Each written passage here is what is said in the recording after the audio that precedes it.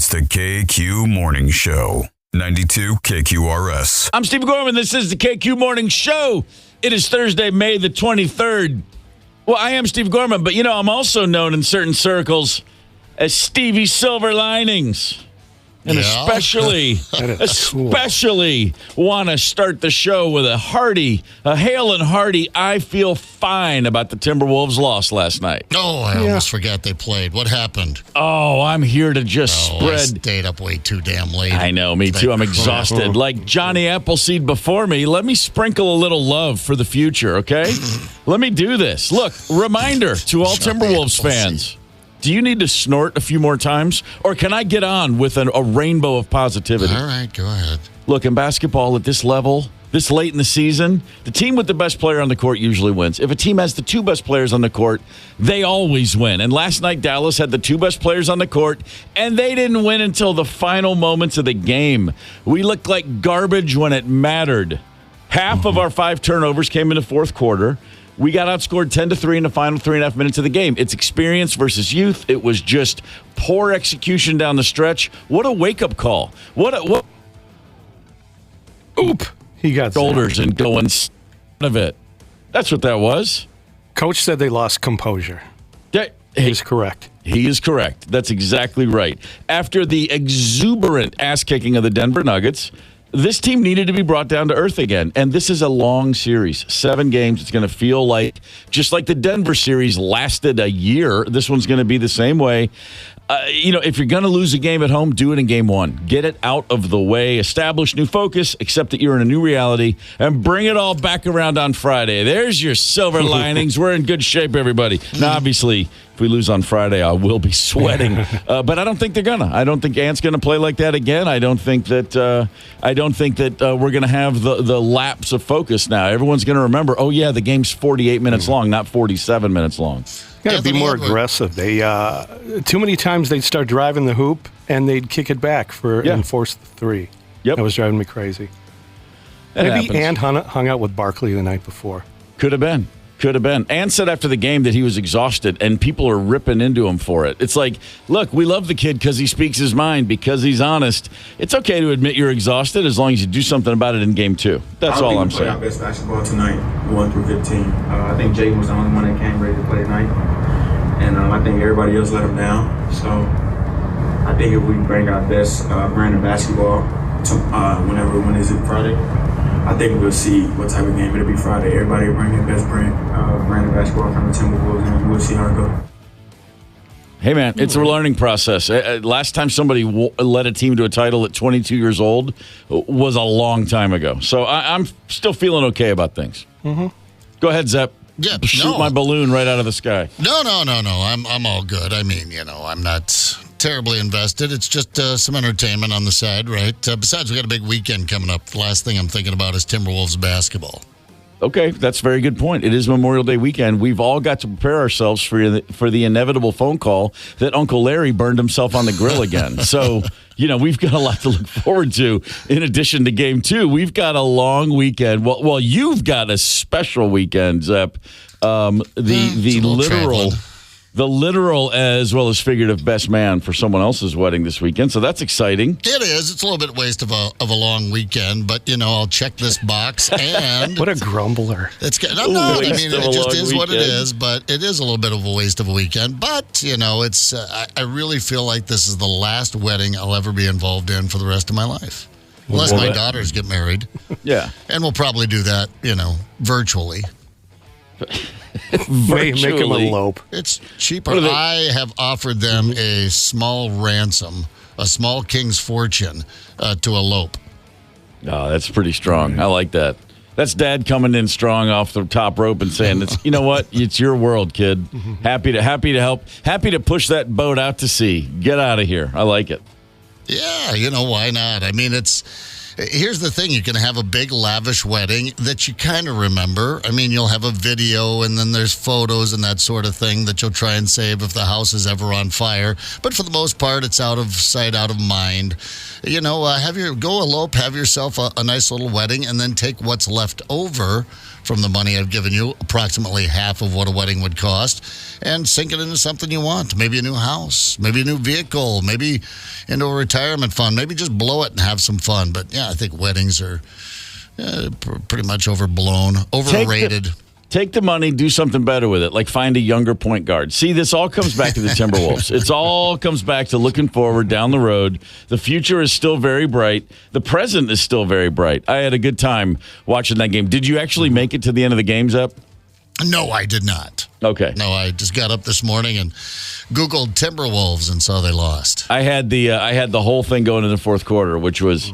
If we win, I'm going to feel great. If we lose, I'm going to be really tired, and I'm really tired. But you know what? That's all right. You got to ride. The soon enough the playoffs will be over, and I'll be the guy going, "Oh, what's going to happen now? Oh man, I miss it. I miss it so much." So I'm still excited. I feel good about Friday, and of course the main question of the day was what's Chuck going to eat. I believe Charles Barkley went to Manny's. Is that correct? Oh, for his steak upon getting to town. That's always a good call. Mm-hmm. Manny's. He went to Manny's, and then last night Draymond Green shows up as part of the broadcast team for TBS. And, of course, T-Wolves fans love to hate Draymond Green, as do most fans. So it's this is the epicenter of the basketball world right now because the Boston-Indiana series, no one cares. This is what it's all about. Thus, the Draymond sucks in the pregame. I get the Timberwolves fans gathered around the broadcast with Barkley and Draymond and the gang. Meantime, we've mentioned how long it's been, Draymond, that since we've had the Minnesota Timberwolves. I love you guys. Meantime, we've mentioned how long it's been, Draymond, that since we've had the Minnesota Timberwolves in the Western Conference Finals. Yeah. I love that. With every one of those Draymond sucks, you can just see Ernie's bow tie getting a little more crooked. No. He was fidgeting. That was good stuff. Hey, on the show today at about 9:25, Kathy Lavin and David Harris are going to join us. They are together at the Parkway Theater Saturday night. That's two very, very funny people. That's a great show for the weekend. We are going to give away tickets to the KQ Karaoke Cruise at about 8 a.m. And, of course, this is a big holiday weekend. Let's move on to... something more pleasant, something happier. Memorial Day grilling disasters? Sure, let's try that. Hang tight. Connect with us on the KQ Talk and Text line. 651-989-ROCK. That's 651-989-ROCK. 92 KQRS. Nothing's better than a barbecue until the bugs arrive. Put them to good use with Bug Burger Helper. Mosquitoes, gnats, flies, fleas. Let them linger. Then grind them up and add them to the mix. It's your ground beef, our special seasonings. Just add the bugs for added protein and that special something. Hey Stan, what's different about this burger? It's the bugs. So fire up the grill. But remember, it's not a burger until you've added the bugs. You can really taste the gnat. Bug Burger Helper and new bird dropping helper available in stores. Coming soon for summer. Cicada Helper. Look for the online coupon. Tasty. Cicada helper. I tell you what you need with cicadas is earplugs. Yeah, yeah. That's their thing. They're loud buggers, I hear. Man, are they loud. Yeah, you get one isolated here in Minnesota from time to time, but I can't imagine what a brood is like. It's overwhelming. And the first time I experienced cicadas was in the mid '80s, and it was traumatizing. It was truly like I can't get out of this car. I can't deal with it anymore. They don't bite, they don't sting, they don't do anything. They're just gross. They're big, and they're so damn loud. That's really the thing. And tasty. Well, there are so many cicada recipes. If you're looking for grilling options and you have access to cicadas, I was looking it up. We were trading some emails here recently. There's cicadas in a blanket, like pigs in a blanket. People are doing that with them, but they're eating the hell out of them, I guess. I'd try it. Yeah, I mean, try it, I guess, with a whole lot of beer in me first, but sauce, crunchy, but protein. This weekend, throughout the lower part of the Midwest and down south, there'll be a lot of people grilling cicadas. Make no mistake about it.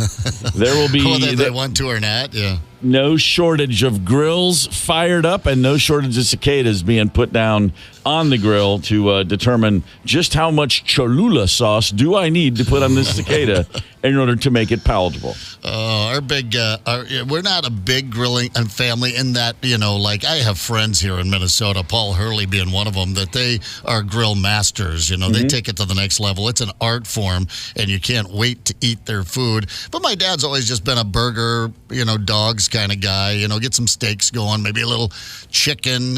Sure. That would be an exotic option for us. Ooh, we're doing chicken today. But one summer, for the big family get-together, Dad bought a very expensive brisket. We know it was expensive because about 45 times during the day, he told us how much, how much I paid for that brisket, Brian? Yes, Dad, I know. You paid a lot of money. I never paid that much money for a piece of meat in my life. And it started like the turkey in the morning with Mom. He started it on the grill, carefully tending it throughout the day. And we all kind of got sucked into it. I mean, it was so... there was so much, just atmosphere around this thing. We were crowding. We were looking when he'd open the lid and he'd put on the sauce and everything. There was a lot of anticipation for how great this brisket, which we never even had, was going to be. The Dad's grilling a brisket. And he took it out of there about mid-afternoon, brought it in, steaming on the table. And you guys remember National Lampoon's Christmas Vacation, right? Sure. Yeah, with the turkey. Yeah. It just opened up like that. It was just... charred. When he cut into that, it looked like sawdust. It was... I've never seen anything like it. And why are you crying? I told you we put it in too early. Oh, it's just a little dry. It's fine. I told you. yeah, that was Dad's line. Just a little dry. Just and a little. And the hilarity was trying to choke it down. Everybody we realized we couldn't even give Dad grief about this. It was kind of serious. I thought Dad was going to have a breakdown right there in front of us. So we all thought here we get a little bit on the plates. You know what? A little more barbecue sauce. We went through all the barbecue sauce. Sure. We had tall glasses of water. And I just remember chewing and chewing and chewing. Finally, it was Mom. Wise old Mom that just stood up and said, Skip, I'm going to go thaw some hot dogs. He's like, all right. And so we had hot dogs instead of that very expensive brisket, all of which the dog wouldn't even eat it. And the dog eats everything and anything. The dog's like, I need a little A1 on this. Dad has never been the same quite since. It really took a lot out of him. He aged. He lost some of that gusto. Sure. Yeah, it really... Yeah, well, when a dog walks right past your brisket and goes for the Alpo, you're like, man, I mean, this is not how this was supposed to be. That was a bad one. We had a visit on Memorial Day weekend from my, I'm about 11, and of some family friends. A couple that was actually, they were my godparents, but I had moved away from Michigan as a baby, so I really didn't know them. And all I heard was, the Kramers are coming. The Kramers are coming. And so the Kramers, whoever the hell they were, came down to Kentucky, and Paul Kramer brought a piece of meat that was apparently worth more than our car. Same thing you said, the way they talked about this, whatever it was, I don't know if it was a butt steak or a rump roast, it was something weird. And my dad had that thing on the grill, and he and Paul stood there. And they, don't open the grill, but they just stood. You can't open the grill, but they're going to not leave it more than 5 feet away from it. And just the sight of those men standing at that grill and all the Schaefer beer they were drinking. That's one of those. That's probably went a long way towards why I was never that up on. I didn't get my grill protocol down till much later in life. I just avoided the whole concept. But it was good. Our meat that day was actually pretty fantastic. Yeah.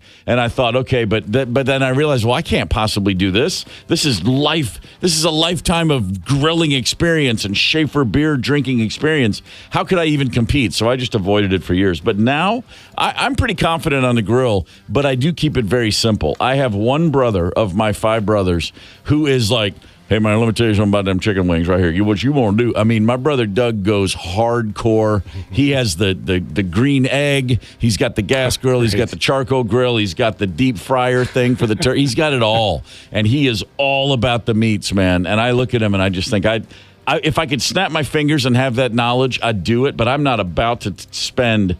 It's years to really get that good at that kind of stuff. Yeah, I think you got to screw it up a few times before you get it. You really have to care, because, I get into the beer and I'm like, oh, crap. Brian, the grill, and it's just smoke's just pouring out the side. And I'm like, well, that's why I keep it simple, too. Dogs, burgers, and the occasional chicken. Chicken's tough, man. It just takes way longer than I think it should. I just can't get over it. I did. I remember reading once. I got the grill manual, and it was like, put the chicken on indirect heat, close it for 50 minutes, and it'll be ready. And I followed the instructions one time on a bunch of chicken wings and legs and breasts in sauce, and it was amazing. And I literally don't think I've ever done it again. It was like go out on top, mic drop. Yeah, I was like, you know what? It's just too much. I was just too nervous about never lifting the grill. You ever grill pizza? No, what? I don't think. But we've had some friends do it, so I've been over to some backyard get-togethers, and they've done it. Yeah. Not impressive. We tried it. Doesn't make much of a difference. Yeah, it was grilled pizza. What kind of pizza? Like frozen pizza? No, any kind. Just they had that flatbread pizza going kind of thing, like you'd put in the stone ovens with the big wooden paddle. But they didn't have that. Nice. They just did it on a grill. But it turned out all right. I think it was, wasn't something that we all went gaga for. But no, it's still just pizza. Yeah, pizza, backyard maybe movie a little night. smoky. Mm-hmm. Well, there's Memorial Day grilling disasters, as in I overcooked the meat, and then there's Memorial Day disasters, the kind of which I observed in an emergency room at a hospital on Memorial Day one year, looking around at what looked like a MASH unit from from 1971 in Quezon. Like, oh boy, there's that kind of a disaster too, and we've got a few of those to share with you. Also, I would be remiss if I did not mention right now, for the first of several times today, happy birthday to my mom, Imelda Gorman. Aww. She is 96 years young today. Fantastic. The queen. And if you think, seriously, if you're impressed with Mary, my mom had 8 virgin births. So already sainted. She's got the Pope on speed dial. Happy birthday, Mom. I love you. Sweet. Hey, what are you going to do? Come on, 96. She's still kicking. All right. That's great. And when I say kicking, I mean kicking. I don't mean like, I'm saying there's still a lot going on. Knitting a blanket as we speak, I'm sure. It's time to get on with things like, a sports and music history lesson and the Mike Evans Hollywood Report. Hang tight. Connect with us on the KQ Talk and Text line. 651-989-ROCK. That's 651-989-ROCK. 92 KQRS. I'm Steve Gorman. This is the KQ Morning Show for May the 23rd. Let's head west for the Mike Evans Hollywood Report. Hey, good morning, Minneapolis, St. Paul, and good morning, Steve and Tony and Zepp, everybody. One more day. We got the weekend, and it's an extended weekend, and tomorrow movie reviews. And Marcus Theater, man, they have a couple of great new movies coming out, and they couldn't be more different. I will review them tomorrow, but make plans to go to Marcus Theater sometime this weekend. All right, let's get to it. We got some show business, starting off with Kevin Costner on a couple of items. So while his new 3-hour movie, Horizon, An American Saga, Chapter 1, while it got a 12-minute standing ovation at the Cannes Film Festival, a couple of Rotten Tomato reviewers have given it a horrible 29%. Look, I seldom agree with Rotten Tomatoes, but since I have not seen this movie yet, I'm flying blind. But others who I've talked to who have seen it say the movie is great, except it's 3 long hours. That's the problem. And regarding Kevin Costner, let's see. There's this movie, plus Field of Dreams, and Bull Durham, and JFK, Dancing with Wolves, The Untouchables, Bodyguard, and many other films to his credit. It's just kind of hard for me to believe that this film sucks as bad as Rotten Tomatoes says it does. I don't believe it for a second, but we'll find out when it comes out. I have been saying for months that Netflix has been very, very busy trying to secure a lot more sports programming. Well, they keep making major strides to get her done. And they just signed a 3-year deal with the NFL to stream 2 games that are played on Christmas Day. In the next few years, no Christmas falls on a Sunday. They have extended their Netflix Cup and the Netflix Slam. They are exhibitions in golf and tennis. Don't forget it was Netflix who put together and will be airing the Mike Tyson and Jake Paul fight. and the ink is still drying on a $5 billion multi-year deal with the WWF. And there's more to come. Stay tuned. I'd be anxious to see, Steve, what you think of this. But for me, so what did Jimi Hendrix and Jim Morrison and Kurt Cobain all have in common? Well, other than being members of the 27 Club, rock and rollers who died at the age of 27, they have also all had biopic documentaries, big screen movies made about them. Now, Amy Winehouse, who is also in that 27 Club, joins them with her movie Back to Black. However, Janis Joplin is also in the 27 Club, but there has never been a full biopic documentary, big screen movie about her. I don't know about you, Steve. If you ask me, she's the biggest and the best of the rest. And the weirdest nugget of the day, 75-year-old recluse, workout nut, Richard Simmons, is planning a Broadway show, and during which he says he will insist that his audience get up, get out in the aisles, and work out. I think I'll pass. Movie reviews tomorrow. Have a great day. Mike Evans. See ya. There you have the Mike Evans Hollywood Report. It's time for us to look back. It is May the 23rd, and on this day in 1958, Wilt Chamberlain, remember him? He was the All-American center at the University of Kansas. He announced he was giving up his senior year of eligibility, but it was a full year before he joined the NBA. What did he do in the interim year? Anybody? Slept with 10,000 women. That, and worked at Dairy Queen. Played for the Harlem Globetrotters. Oh, that's right. Yeah, the stilt was a Globetrotter. I don't know if he did that whole feather in the bucket trick, but but something tells me that the Washington Generals had no answer for Wilt. In 1999, on this day, in Kansas City, Missouri, the Blue Blazer, Owen Hart, the wrestler, died when he fell 90 feet being lowered into the wrestling ring. Yeah. I never paid attention to wrestling, and I remember when that happened. I mean, that was his head awful. hit face planted the turnbuckle. Oh, really? Yeah, I didn't know right. that part. And the show went on. Yes, it did. That's right. Oh, I watched a little bit of the audio, the video feed, and they're like, well, he's being tended to. This is one of those strange things that happens on live TV. And it was like, oh, boy. On this day in 2002, Sean Green, nice journeyman baseball player.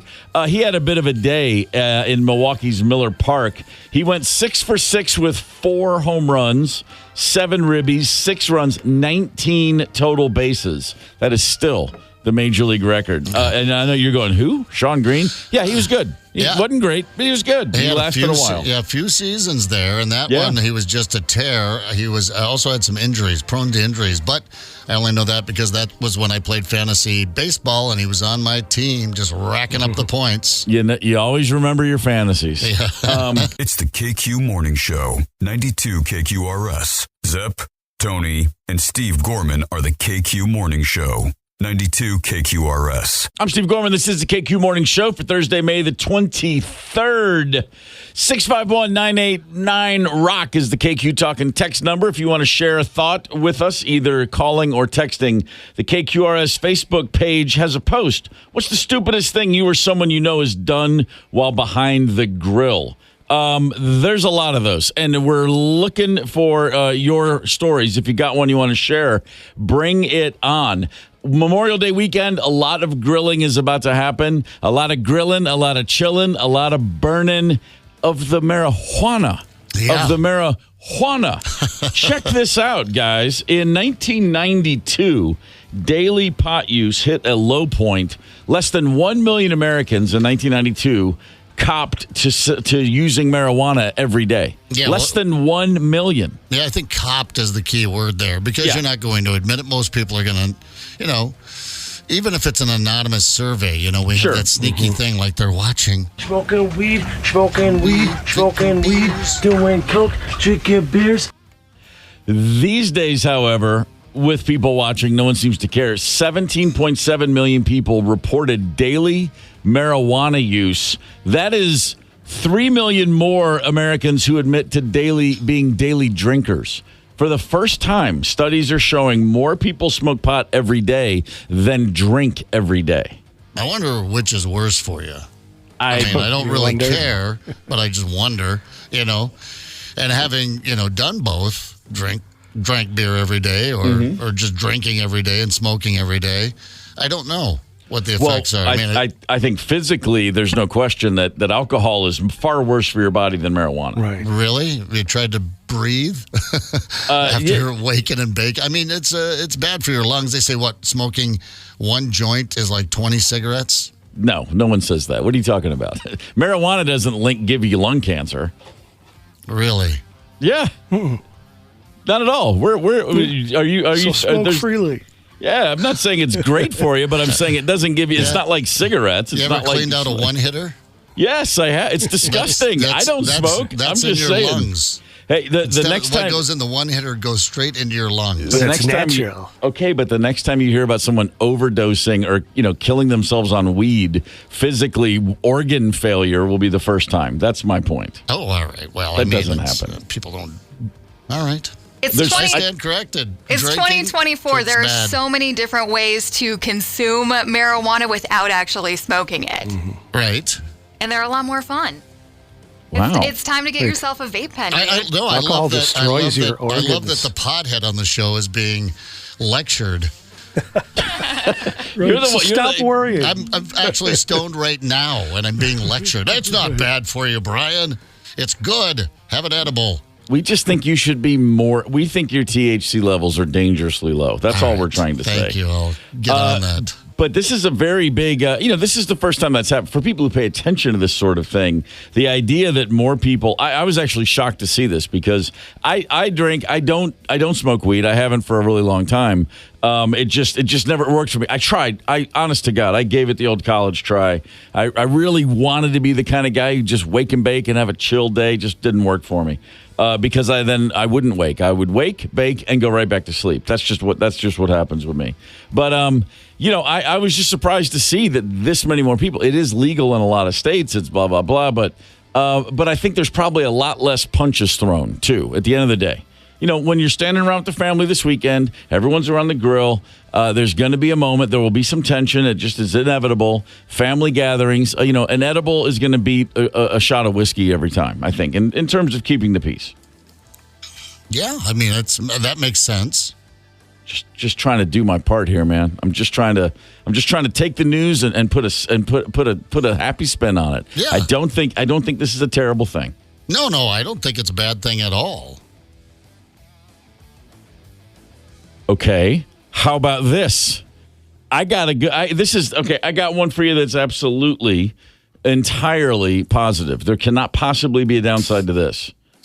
The United States Justice Department, see, now you're like, oh, what's he talking about now? Is about to bust up Ticketmaster and Live Nation. They are going to file an antitrust lawsuit today. It will break up, hopefully, Live Nation and Ticketmaster. This will be huge, or as my dad would say, huge for concert goers in terms of getting tickets to shows. Ticketmaster and Live Nation, a monopoly. They've just completely destroyed the concept of you having a chance to get a ticket to a show. They've used unfair means to squash competition in the live event ticketing industry, not just for concerts, for everything. And this is a very good step. It was always one of those things when they were allowed to merge in the first place that really made no sense.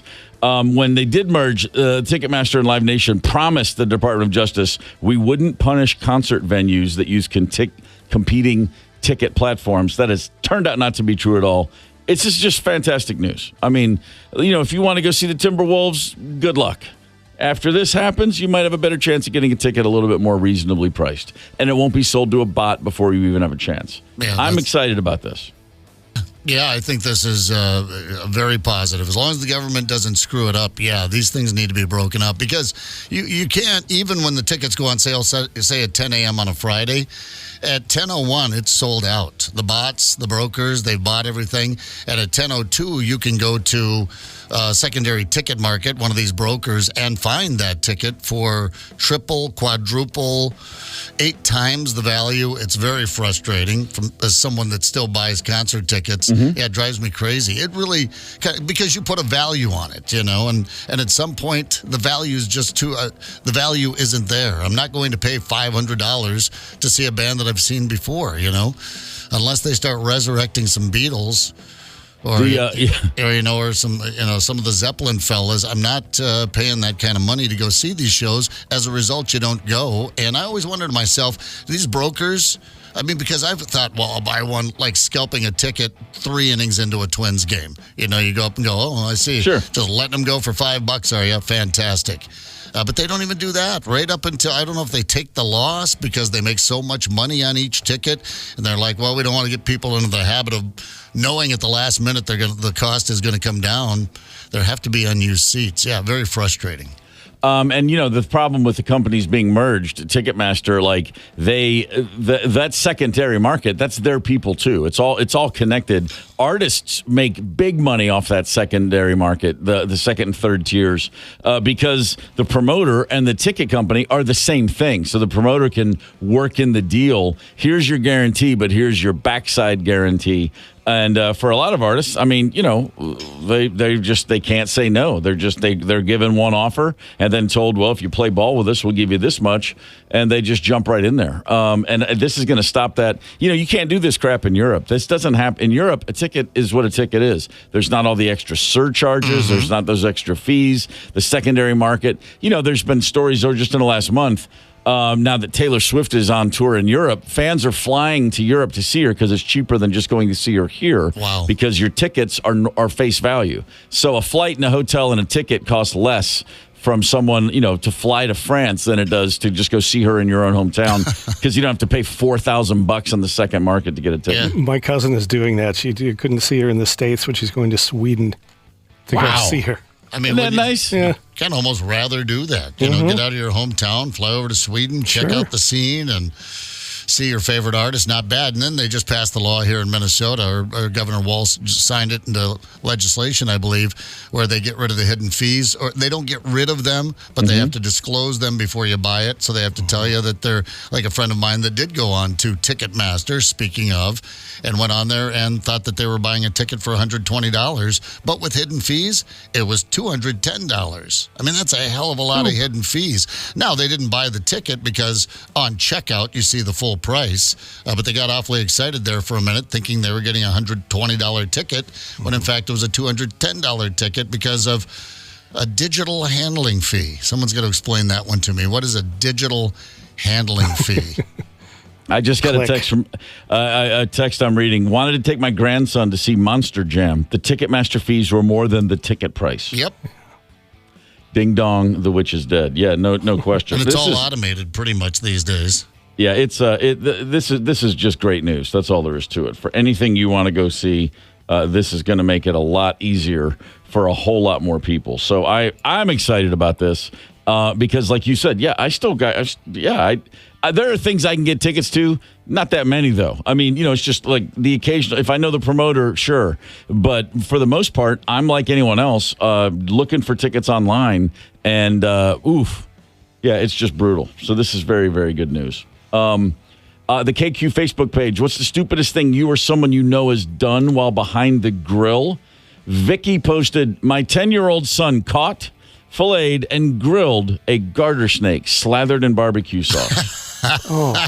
Hey, man, that's a 10-year-old kid doing that on his own. That's gumption right there. Vicky, I hope you consumed. Right, the grilling or part. at least let him eat it. You got to. That's a future grill master right there in the making. You got to let him try it. I mean, he's going to learn. There's several lessons he can learn from that experience. I mean, and one of them might be the garter snake is terrible. I don't really know. I don't know. It's a diet of bugs, but, some people really dig those snakes. I've had snake meat before, I guess, but it was, I'll be honest, it was deep fat fried, and there's a whole bunch of stuff, with it or whatever, a whole bunch of seasoning on it. But, yeah, some people swear by it. Garter snakes, that kind of seems like, eating rodent meat to me.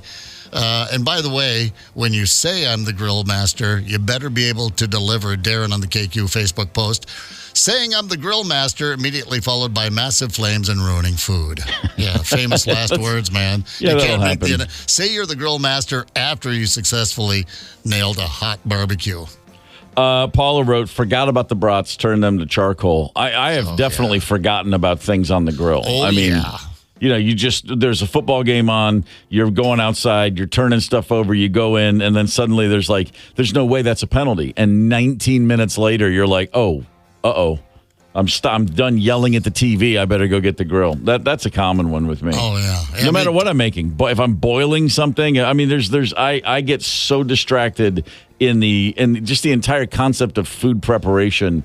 It's like I really should just take Adderall before I open a box of cereal, for that matter. Yeah, that's my problem. Speaking of the pot, I smoke, and then you know what would be good? Some old Velveeta mac and cheese, and I'll get the water going, turn on the tube, and like an hour and a half later go, oh, crap, I run in there, and there's just that dry, really hot saucepan. Still eat it, though? No, it's usually before I put once I put the pasta in, then I really try and focus. I don't want that kind of mess. But I've boiled the water completely away more than once. Dennis's post is really upsetting to me. So, of course, let me share that with everyone and upset everybody. Wore sandals. Okay, that's already scary. Had hot coals drop out when moving the ash lever back and forth. Ooh. Had red hot coals stuck between my toes. No. Ow! It hurts just to say those words. Oh, man. Ooh, man. Tender skin. That is rough right there. Yeah, a lot of big fires, a lot of big blow-ups. Yeah. And there's always lots of those going on. People really try to go with they really want to light it up. Listen, when it was the charcoal briquette days, I was not the patient barbecuer. I was like, let's get it going now. And I'd soak the heck out of that thing. And, I'd start a fire that, they could see from a county away. KQ talking text line is it is 651-989-ROCK. Feel free to call and or text. KQRS Facebook post is up. What's the stupidest thing you or someone you know has done from behind the grill? I didn't do something stupid behind the grill. I did something stupid away from a grill on Memorial Day once, and then I found myself surrounded by stupidity on the grill, and I couldn't decide which was stupider. Was it me, or was it them, or was it just all of us? I'll explain. Hang tight. Connect with us on the KQ Talkin' text line. 651-989-ROCK. That's 651-989-ROCK. 92 KQRS. I'm Steve Gorman. This is the KQ Morning Show. Whew. Rock and roll, baby. Rock and roll, baby. U2's clearly the biggest Irish band ever, but Thin Lizzy, come on. Oh. I mean, it doesn't really get any better than that. What is that, Bruxton's? Phil Lynot's statue is sitting outside that bar there in downtown Dublin, outside of Bruxton's. I had to go over and take a pic with that and just hang out for a moment. You said take a p. I thought you were going to say something else. Take a pee? Well, I probably wouldn't have been the first one. No. No shortage of that. 651-989-ROCK is the KQ Talking text line. We're talking about grilling disasters. Kenton texted way back after the bar, it's an I have a good idea moment. He writes, frozen hamburger patties, charcoal remnants in the grill from the prior weekend, a full bottle of charcoal lighter fluid. The Weber charcoal grill became a Flintstone gas grill. The burgers tasted like petroleum. We each ate 2. That's what I'm talking about. Boy, hang on. Here's another one. I, too, burnt the burgers. In my case, I put the burgers on and got caught up in the O.J. Simpson white Bronco chase on TV. Oh, no. Let's just say my lava burgers are legendary in my family's mind. Aren't too many grilled burger dinners that this doesn't come up. Oh, I remember out on a camping, and that one got us all, I think, but we weren't, used to it. We weren't conditioned yet for those long, follow along with the traffic and what happens at the end of that. So, yeah, we kind of got sucked in on that one. But I do remember being out on a camping trip, and we only had a certain amount of the hamburgers that we brought with us, and we burned them bad. Kind of, out fishing, goofing around, throwing the football around, and we sat there and we ate buns with pickles and ketchup and mustard, and that's what we ate. Lots and lots of pickles. Whatever it takes. Yeah. Whatever it takes. Yeah, we had to eat something. On the Facebook page, Jenny wrote, started the grill on fire and melted the siding on the house. Oh man. That's cold right there. That's cold-blooded grill action. Yeah. House of wax. No kidding. That's throwing out some heat. Here's one, John. I was 12. My dad was teaching me the master techniques of grilling. Fast forward 20 minutes later, I had a grease fire. I run inside yelling for my dad. As we're both running out to the porch, I close the screen door behind me. My dad runs through it, knocking it off the track, falling into the grill, denting it, cut up and bleeding. Pulled the lid down to smother the flames. The steak ended up great, though. My dad, not so much. As long as the steak came out okay. Yeah. Memorial Day, 1986, I had what is known as a freak basketball accident. Playing a game of pickup basketball, it's Memorial Day. The furthest thing from my mind is that it's Memorial Day. It's just a day where I have nothing to do and I'm playing ball with some friends. I'm not picturing a grill. I'm not thinking about bratwurst. I'm just being a college knucklehead, 21 years old, about to turn 21, actually. I was still 20. I go up and I have a bizarre in-air collision. Long story short, I break my left elbow and my right wrist at the same time. Both arms at the end of this particular play are broken. I have to go to the hospital. I call my brother. He comes and picks me up, drives me to the emergency room. And it's about 6 p.m. on Memorial Day when we arrive. And I walk into the ER, and I'm thinking to myself the whole time, I'm in pain, but I'm also going, this is the dumbest. I mean, I'm going to be laughed out of the ER. Who breaks both arms playing basketball? Right. I'm the biggest dork on earth. I just felt like shame and embarrassment more than anything. And I walk into the ER, and as the doors open, I have that in the back of my mind. There's something like, I wonder if a holiday's good or bad for the ER. And as the doors open, there's like 7 groups of people. Some, like couples, sometimes even with small children, and every one of those groups shares one thing. Somebody just blew up their grill or tipped it over or in some other form or fashion burned themselves grilling for Memorial Day. And the first thing my brother said is, you're going to be here a while, man. He's like, your arms might hurt, but you didn't get you on fire today. You are not the priority. And we sat down. And when you're in so much pain sometimes, there's nothing to do but laugh. I mean, it just you're going through the cycles of, I'd already cried a little bit, then I was laughing at myself, then I'm trying to cry. I mean, it's just, my arms are killing me. But I'm just sitting there going, oh man, these nurses aren't going to look at me and go, what'd you do? I think I broke both my arms playing basketball. Oh, okay, hang on a minute. They just go on because it seemed like every 15 minutes another guy walked in with terrible burns. I mean, it's like there's no other way to say it. People are just having like 2nd and 3rd degree burns on their bodies. And it felt like forever before I finally, like Gorman, and I get up and go back there, and I'm just walking past. It just looked like a disaster. I mean, you would have thought there was a chemical fire at a factory in town or something. And I was just like, how drunk are all of you people? Who tips over the grill? Tips into the grill, yeah. And when I finally was back there talking and they were dealing with it, I got x-rayed and doing the whole thing. The conversation back there was just, oh my God, Memorial Day's the worst. It's the absolute this and 4th of July. Yes, like, you 4th have of July. no idea how many people come in here just in some variation of either on fire or they blowed up good, whatever it was. They did blow it up good. Yeah, we had it wasn't one of us, but at a 4th of July celebration when I was in probably middle school, that age, 12-ish, 13. There was a kid that held on to the fireworks. He was actually lighting. He had a whole handful of black cats or whatever and was lighting a black cat with his punk and didn't realize that he had lit the entire wad of black cats in his hand as he's watching it. Yeah, so thought he'd broken his hand. Didn't blow off any fingers. They're black cats, right? Ooh. And he dropped it fairly quickly. But into the emergency room, and we all had to go because there was an adult there. Mm-hmm. So we all load up and we went in there. And you're right, 4th of July, it was packed. Sure. I've often thought to myself, if like Wedding Crashers, I mean, if you go down to the emergency room for some sick entertainment on the 4th of July or Memorial Weekend, and then just watch them come in. One victim after another. Here it comes. On the KQ Facebook page, Alan wrote, had an old friend that tried to use gas to light the grill. Huge mistake. Yeah. I did gasoline. That once. You did that once? At a cookout. We were camping, and I siphoned some from the cars. I had nothing else. Oh, come on. Yeah, an idiot. Wait, was it a fire pit or a grill? Yeah, I mean, a portable. What was the? Yeah, it was a little fire pit.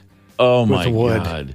You siphoned gas, so you didn't have any. Didn't have anything to start a fire with, but you had a hose. Yeah, you had a hose to get. That's unbelievable. That's great. It was a strange tasting treat. Yeah, sure. I've never done that. I've never siphoned gas from a tank before with a hose. Never done that. I'm looking for the story. It was either yesterday or the day before. A guy just burned his house down trying to start his fireplace with fire. With gasoline. With fireplace with fire. With gasoline. Yeah, it's a story from just a couple of days ago. I don't have it in front of me. But yeah, just thought in the old fireplace in the house, we'll just get a little gasoline on that bad boy. What could possibly go wrong? That's really, man, I love the idea. I love Tony Lee, outdoorsman. Oh, no, I'm an indoorsman. Yeah. Very much so. Out in the woods. Hey, we got to do something. I got an idea. Goes over. That's fantastic. Joseph on the Facebook page had a full hanger brisket on, mouth-watering through the entire process. Later that night, laying in bed, almost asleep, I rocketed out of bed. I'd forgotten the brisket still on the smoker.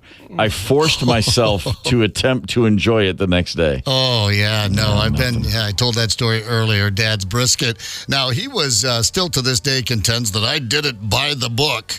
But it turned out it was insanely dry. It was, just like sawdust. If you can imagine eating a mouthful of sawdust. We all gave it the old, family go, but no, it was Mom was busting hot dogs out of the freezer. Poor Pops. 75% of Americans will go to a barbecue this weekend. We're Sunday, not Monday, Sunday night, we're going to be over in Minnetonka. Rosemary and I will be at a barbecue, a little get-together, a soiree. I'm very excited about that. It's the second most popular holiday for grilling. 4th of July is first. I will just say this. By the time 4th of July rolls around, pretty much everywhere, but especially where I've lived most of my life, it's just too damn hot to grill. I don't really appreciate sitting outside when it's 102 degrees over a hot grill. That is one thing I have always questioned amongst my southern brethren. Like, we could just go inside. We could just make some ramen noodles. We could just have some, we could have some cold cuts. We could just make sandwiches in the air conditioning. It's the 4th of July. Even as a kid, I was like, this is a bit too much for me. But that's just me. Between now and Labor Day, Americans will eat 7 billion hot dogs. Or, if you prefer, 818 hot dogs every second of every day. It's pretty strong. You got to admit. You got to admit, man, we're not number one at as many things as we used to be, but hot dogs, shit, back off, Germany. You take your little Frankfurters and your currywurst and you just send them packing. We're winning that battle every time. Here's good news. I mentioned yesterday, or maybe it was 2 days ago, that apparently Graceland was going up for auction. Elvis Presley's home since 1957, at the time mansion on 15 acres right in the middle of Memphis, Tennessee. Apparently, Lisa Marie Presley had borrowed against Graceland. She died. She owed a bank or a group of people, some investment and private lending group, $3.8 million. And they are coming to calling. So it was just announced earlier this week, Graceland would go up for auction today. That has been stopped. A judge came in and said, no, that is not going to happen. This is a bizarre story that's really about to get even worse. So there's a company called Nosany Investments and Private Lending. This is the people who came forward and said Lisa Marie borrowed $3.8 million and used Graceland as collateral. Lisa Marie's daughter, Riley Keough, filed an injunction to stop it. She said this is all a scam and that this lending company had forged Lisa Marie Presley's signature. I mean, that's a strong accusation. Yeah. At yesterday's hearing, the judge pretty much backed up that claim. The notary, who was asked to come in, swore that he did not notarize Lisa Marie's signature on the deed of trust that this lending company provided. I mean, that's, first of all, you're a lending company, obviously a smarmy, a lending company, a fraudulent lending company, but that's your scam? You think you're going to get away with stealing Graceland from the family? And you had a notary there, and you obviously called him in to testify, or someone did. If you didn't actually get a notarized signature, then of course the notary is going to go in there and go, yeah, I didn't do this. Yeah. So after the judge agreed with the with Riley Keough, Elvis's granddaughter's side of this company, Nosany, they withdrew all of their claims on Graceland with prejudice, which means they cannot be refiled. They literally went, oh, you know what? Sorry, we'll leave. Thanks, no harm done. And now, apparently, though, the FBI's like, hold on a minute. Hold on a minute. Yeah, whoa. You don't get within 24 hours of auctioning off Graceland, and then suddenly you just walk away, and we don't go, forgery much? I mean, I give him credit for chutzpah. I mean, that's some balls to go after Graceland of all places. Yeah, no kidding. Completely insane. On the KQ Talking text line, 651-989-ROCK. This is a good one. The coworker who propane grilled on a windy day. He noticed the grill was out, didn't think before he hit the igniter. It turned his ZZ Top length beard, turned his ZZ Top long into a nicely trimmed baby bib shaped beard. From ZZ Top to a baby bib. No, not smell. Not hurt, fortunately, but lost a scruffy image. Oh my God, that would have stunk to high heaven, wouldn't it? No kidding. That would have lingered. Oh, that is absolutely the worst. Whew. Yeah, man. You know what? We talked earlier. Someone did post a photo of a pizza on a grill. That's new to me. I don't know. I still got to get out and learn. I got to live a little bit more. I've never had pizza off a grill in my life. I think the key there is, and I did not do it myself, I only witnessed it from across the yard. Pretty tasty, but I was told or I overheard that you have to thaw it first. Can't go with the frozen pizza on the grill, apparently. No, you don't want to put it on frozen. All right. Yeah, that does make sense. All right. Tony, will there be a grill this weekend for you? Perhaps. That's a fine idea after all this chat. I'm salivating. But you hadn't already put out a list. You hadn't done your itinerary or anything yet. Hey, caught some rabbits. No, we don't. A couple of garter snakes. Mm-hmm. And you're on your way, yeah. That's pretty great. Oh man, well, no, I can't. You know, there was a thing in school. There was a precursor to the George Foreman grill. Yeah. I think it was called. No, it wasn't even. What was it? The Grill Master, maybe. I'm picturing some appliance that a kid had in a dorm, and you like a little Smoky or was Smoky Joe or this was just like a thing to make like your own, not paninis, but it just turned any sandwich into a toasted sandwich. Yeah. And I can remember that being like a big hit, obviously late at night when everyone's just drunk or stoned or both or whatever. Yeah. And you're just like, oh, let's put some PB&J in there. Let's put that. There's no ham, but there's still some ham fat. Let's put that in there. Whatever. We were putting everything into this thing, and then eventually just black smoke from some, in a dorm without air conditioning, and you got to open the windows in the summer, and there's no one has a fan, and just everybody scurrying out. It's just a nice vague memory. Not so much Memorial Day, and not even a grill, but just drunk people with food, which is really what this all comes down to. Because most of these stories, the common denominator is there's some element of not quite linear thinking involved. Yeah, there's a lot of that. We lived in the college house, with 200 guys, and I'm exaggerating. But at any one time, there were probably 10 guys living there. I don't know how many were paying rent. Some just came in and crashed on the couch for a while. But, there was we had neighbors across the street that would throw these big lavish barbecues and never invite us because we're greasy, grimy college kids. But we would just walk over when they got good and drunk and take their food when they weren't looking, when they were just having a little congregation over there laughing it up, and just go over and raid their grill. And you'd watch them. They'd come over to the grill and go, I thought I had 15 hot dogs on there, just 4, huh? Oh, well. Yeah, these things happen. Yeah, we got somebody on the KQ92 talk and text line, Tony. Yeah, Steve from Rosemont wants to set you straight on grilling pizza pie. Lay it on me, Steve. Good morning. Hey, how you doing? We're great, brother. What do you got for us? Well, this is Dave, not Steve, but sorry, drummer, man. so don't really care.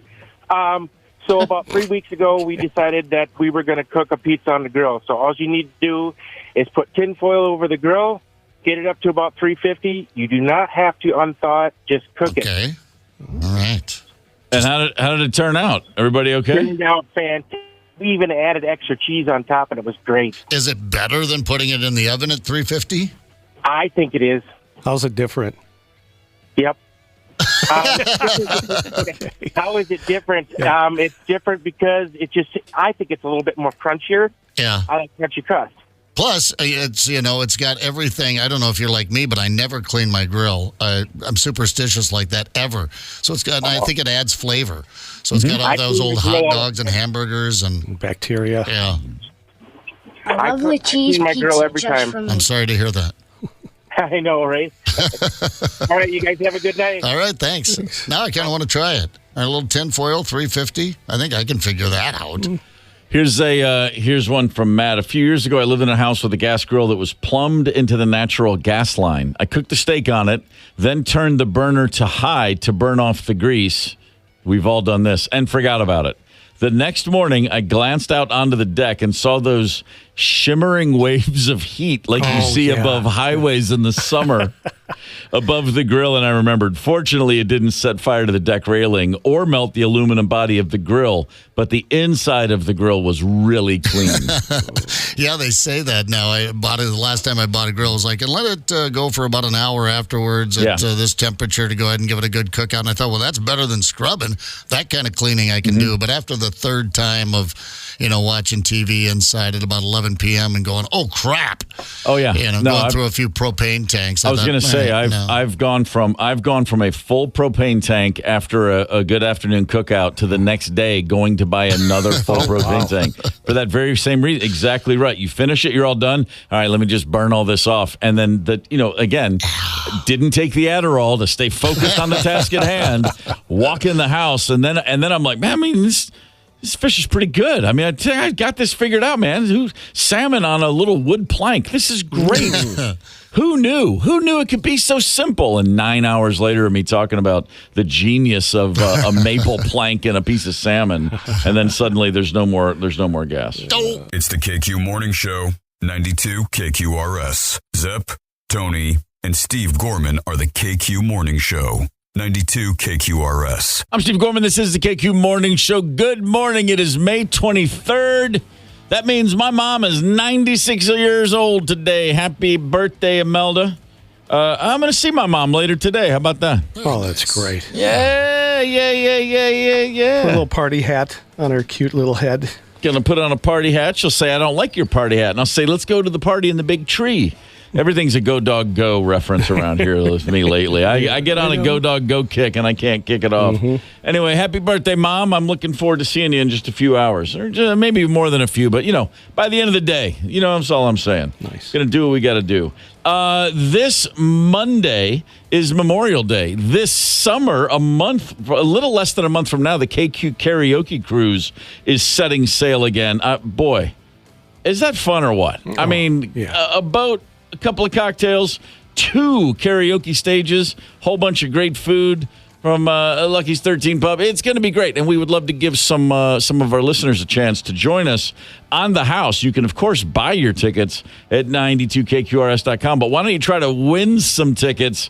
Yeah, let's do it. Tony, what are we going to do today? What's today's test of strength? Well, Patriots, we're going to test your knowledge. There's a lot going on there. It's the We're Off Monday quiz, a memorial tutorial. Just a Memorial Day trivia. I like it. Memorial Day trivia. Multiple choice to make it easier. Fair enough. I'm assuming we've got some contestants ready to roll. So who is caller number one? We shall begin with John from Linwood. John, good morning. Good morning. Are you looking to get onto a little karaoke cruise with us next month? Do you see yourself singing and vibing and having a good time? Singing Teddy Bear by Elvis Presley. Oh. Hell yeah. Save me the trouble of asking what song was first. All right, Teddy Bear John. Good luck to you, sir. Thank you. Thank you very much. All right, number one, Memorial Day was founded to honor military personnel who died in A, the Battle of Little Bighorn, B, the Civil War, or the War of the Worlds. Civil War. Correct, sir. Wow. Salute to you. Number two, which community was proclaimed in 1966 by the U.S. government as the birthplace of Memorial Day? Was it A, Gettysburg, B, Fridley, or C, Waterloo? I would have to say Gettysburg, famous for the address. Sorry, it was Fridley, wasn't it? Waterloo. Oh. Waterloo. Waterloo. Looking for. Yeah. Waterloo. Wow. Yeah, that first one with the Civil War reference. Yeah, that screwed me up. I would have said Gettysburg, too. Yeah. Oh, yeah. I'm right there with you. Number three, on what date was Memorial Day first observed? Halloween 1907, May 5th, 1866, or January 1st, 1978? I would say B. Correct, Mundo. You are correct, sir. We're only doing 4 apiece today. Your last one, Memorial Day originated with another name. What was it? Was it A, Old Soldier Day, B, Crazy Days, or C, Decoration Day? I'd say Decoration Day. Nicely done. Crazy Days. Very nicely done. Yes. Crazy Days is spelled D-A-Z-E, I would Of hope. course. With a K. Jason Isbell has a song called Decoration Day that he wrote, recorded with the Drive-By Truckers. It's fantastic. Yes, it is. Just throwing that out there. John, 3 for 4. Very well played, brother. Sit tight. We're going to go to contestant number 2. And Tony, contestant number 2 is? Our contestant number 2 would be Joe from the lovely Ham Lake. Joe, good morning. Good morning, everybody. How's your day so far, brother? Excellent. I'm enjoying the show. Thank you very much. If you win tickets to the KQ Karaoke Cruise, do you have a song in mind you're going to sing? Not sure yet. It'll be good, though. Oh, I don't doubt that. Yeah. Well, you got time to figure it out, so good luck for right now, brother. All right. All right, Joey, number 1. Since the end of World War I, Memorial Day is also called which of the following? A, Military Madness Sale, B, Poppy Day, or C, TGIF, Thank God It's Fatigues? B, Poppy Day. There you Correct. go. Poppy. Thank God it's fatigues. Number 2, the poppies, aforementioned, a bright red wildflower, became a symbol because the field littered with the bodies of young soldiers was also filled with poppies. What field was it? Was it A, Strawberry Fields, B, Justin Fields, or C, Flanders Field? Flanders Field. Yes, it was. Oakley dokley. Right. Number 3, the National Moment of Remembrance, established by Congress, asks Americans to pause on Memorial Day at 3 p.m. in an act of national unity for 1 minute. 3 p.m. was chosen because A, it's the time when most Americans are enjoying their freedoms on the national holiday. B, The View has wrapped up Joy Behar's celebrity interview for the day.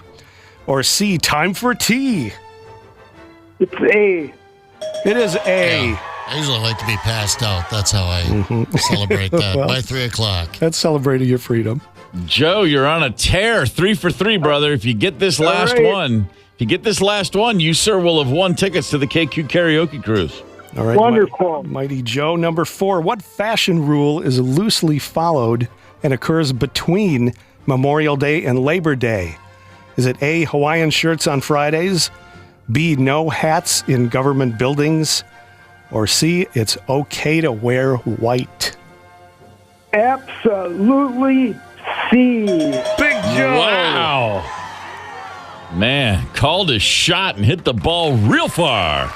Joe, 4 for 4, brother. Congratulations. You're going to join us on the KQ Karaoke Cruise on June 21st.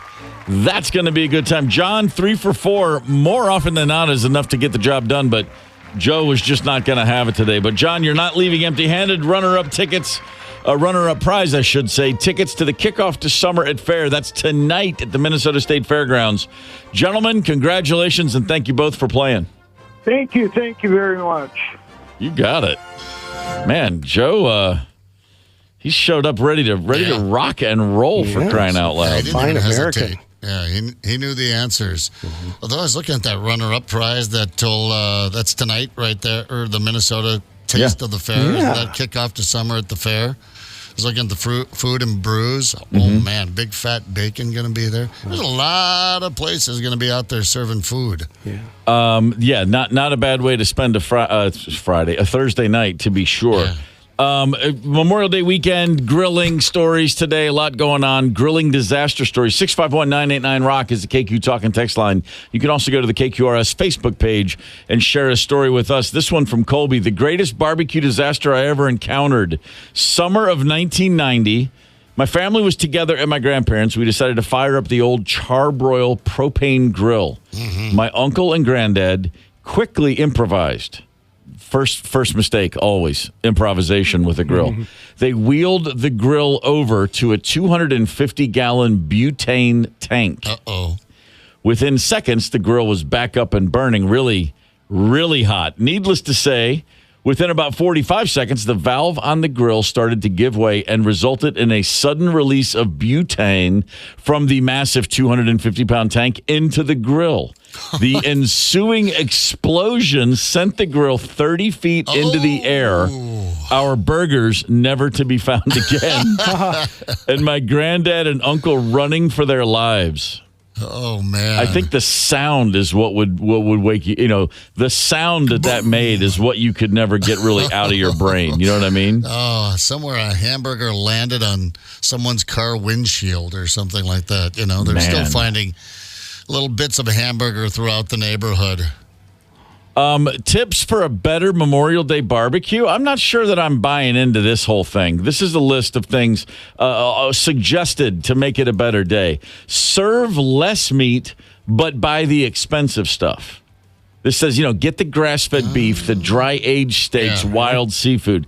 Anybody can grill 100 burgers for 20 people, but you will make people remember your party if the meat actually tastes great. Not if they're not full, though. You got to fill them up. Thank you. You can't have, a piece of shrimp for you, and here's a little 4-ounce fillet for you. You gotta fill them up. Maybe come with the good stuff, and then have for seconds just go with the dogs and the. Yeah, and it begs the question, what's the percentage of cookouts, grill-outs, parties you've gone to where you hit Taco Bell on the way home?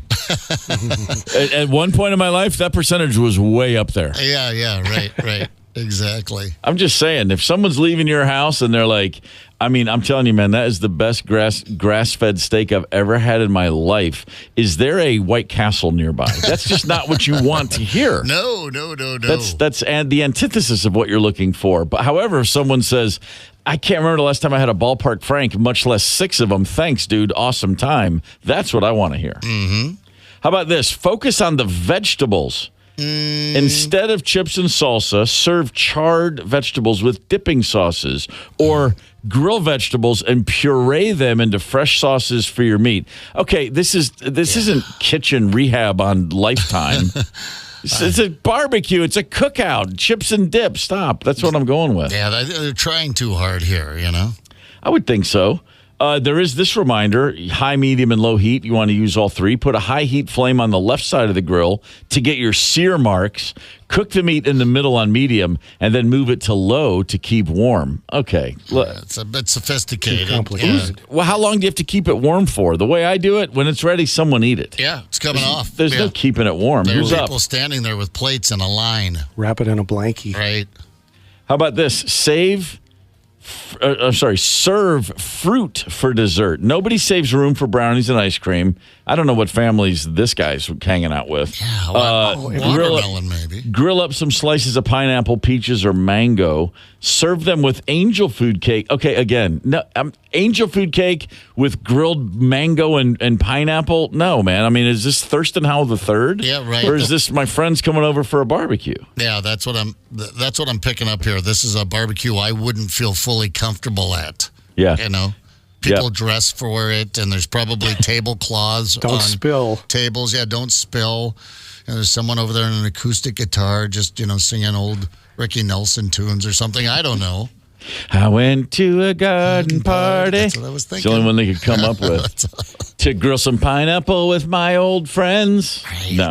Yeah, no, that's that you got to go full Bluto on that guy. Keep it simple, stupid. Yeah, just go with the solid meat choices. No, grilling veggies is pretty good, though. I know. It is good. It's not bad, especially I like that deal where you get them in the tin foil and you get them out, your peppers in there with your corn and your taters and all that good stuff. That's a good mix, yeah.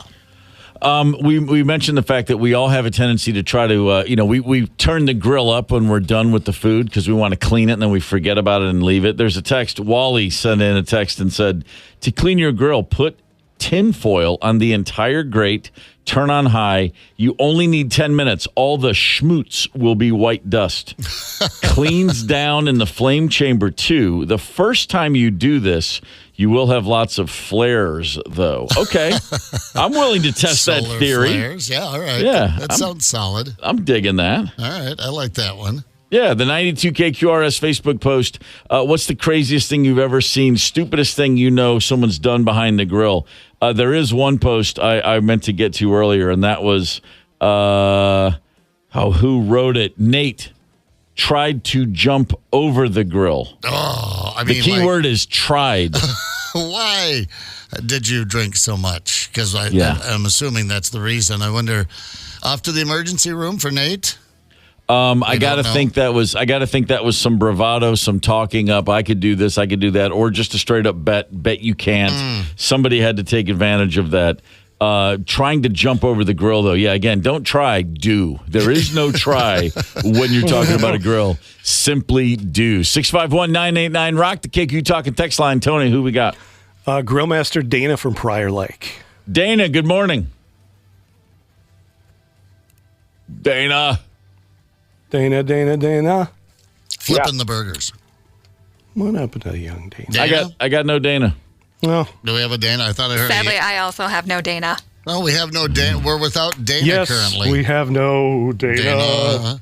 No Dana tonight. Jason here on the KQ Facebook post attached a video of his debacle. Forgot about the ribs while jamming in the basement. Maybe that's the ring camera caught it all on action. Yeah, I'm watching it out there in the driveway. It's getting smokier and smokier. The ring camera's getting foggier and foggier. Yeah. Yeah, you got to stay within the vicinity. I mean, you can't going to the basement to jam while you're grilling outside. No, you can jam. You got to bring your jams outside. And I'm talking about myself here. I can't there's a perimeter. I can only get so far away. When that sucker starts to smoke and stink, I need to be nearby to witness that because I'm quickly distracted, especially when you're backyard barbecuing. Have a beer or two, some good congregation. Had Dana not been cut off, he was going to explain how the oven didn't work, the grill didn't work, and they made their burgers on the coffee maker. I never heard do that. what you got to do. Okay, please, Dana, if you're listening, get back on the horn. I've got to know how that works. Wow. I mean, that's just ballsy just to even attempt it. Well, I mean, that gets hot. How hot can that get? Can that cook a burger? I guess it's already been answered. Dana's done it. It's never occurred to me to do anything with the coffee maker except make coffee. I'm just not living. I'm just not living the life I should. Dana, please, if you get a chance, 651-989-ROCK. I want to hear that story. Here's something I want to ask you guys. Because apparently 1/3 of us have no problem having sex with an audience. We'll dig in. We'll see we'll see how we all feel about this. I'm not kidding, by the way. Hang tight. Connect with us on the KQ Talking text line. 651-989-ROCK. That's 651-989-ROCK. 92 KQRS. I'm Steve Gorman. This is the KQ Morning Show. It's Thursday, May 23rd. This Saturday night at the Parkway Theater, Kathy Ladman and David Harris, two very funny people, will be appearing. And 1 hour from now, they will both join us right here on the KQ Morning Show. So basically, this is what I was getting at before the break. At least a third of us, we don't mind having sex in front of other people. We like an audience. That's it. 1 out of 3 people say it. So, Really? let's come clean right here. Let's just say it. Are we part of that 1/3? I didn't say a human audience. Oh, okay. 1/3 people say when it's time to get intimate, when it's time for the old roly-poly-oly, they leave the dog and or cat in the room. There's not a policy of clear the room of all pets.